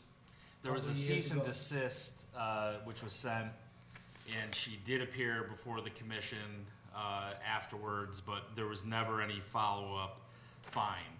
So this is not, I didn't start this issue, this is one that I inherited. The new wrinkle, right when I started, was when a neighbor presented, hey, look at these quitclaim deeds, and that's kind of where I picked it back up. All right, so I think we're all on board in terms of, you know, paying attention to this issue. I think, you know, I'm hoping that this doesn't become precedent-setting, and that's the danger of it. That's the danger of it. Keep it out of the minutes. Yeah, I mean, I'm serious. I mean, And she has the only saving grace is that only 3 boats are still allowed. Right. So even if it becomes precedent-setting. I've never seen more than 3 there, so Right. even without the ownership bit, Yeah, she never pressed And the against house is that. across the street? no house. No house on But I thought 139. this says, what Nelligan's letter said, the tenants must be renting a dwelling There's on no the property. dwelling. And That- it says it. So that's why it Was part of his defaults point. to the ownership, why she's putting them on the owners of the land? Yeah. Correct. Yeah. Okay. If they were renting the dwelling, then I think Right. the rental commission would carry over to putting boats Right. in the water. Right. Their boats. If someone rented the house, they would also be renting the dock, and they'd be allowed to temporarily have their boat there. But this doesn't matter because there's no house associated with this property. It's, yeah, this has been a long one. I've read back in the file, but There may not be anything that can be done. Well, I think the only thing that we're gonna have to look at is the footage, the square Yeah, footage of the footage and all dock, that, yeah, all everything that to that. stuff that we hold everybody You know what I else mean? to. Yeah. Those are running a business. Yeah. But if your name's on the, if your name's Again, on the if she property, circumvented our rule legally, so be it. it's good money with it. It's, I mean, can you imagine that getting out $2,000 there? a year for something. Wonder what her tax report is. All right, just for purposes of, That's a lot of headaches for $6 grand. Yeah, somebody told me that she was $1,000 less She was $1,000 less a year than the marina. The marina gets 3. And you got a waiting list. Is there anything of urgency on other business violations? Everything seems to be continued and similar information, nothing new or dramatic So I have a that I question. saw. What? I have a question. Go ahead. If I see a violation, what should I do? If I see, well, there's some clear cutting going on. I mean, should I call Jeff about it? Should I call you about it? Should I? It happened, it occurred Yes. this month. You can call right into the office. Call it I into may you. not be able to answer the phone, but someone in the department will take it. Yeah. I mean, if you would've called me, I would call Jeff. And, I mean, we had that conversation on something else. This month, so. Right. Okay. Anything else of urgency, Jeff, from your part? Let me just look this over quick.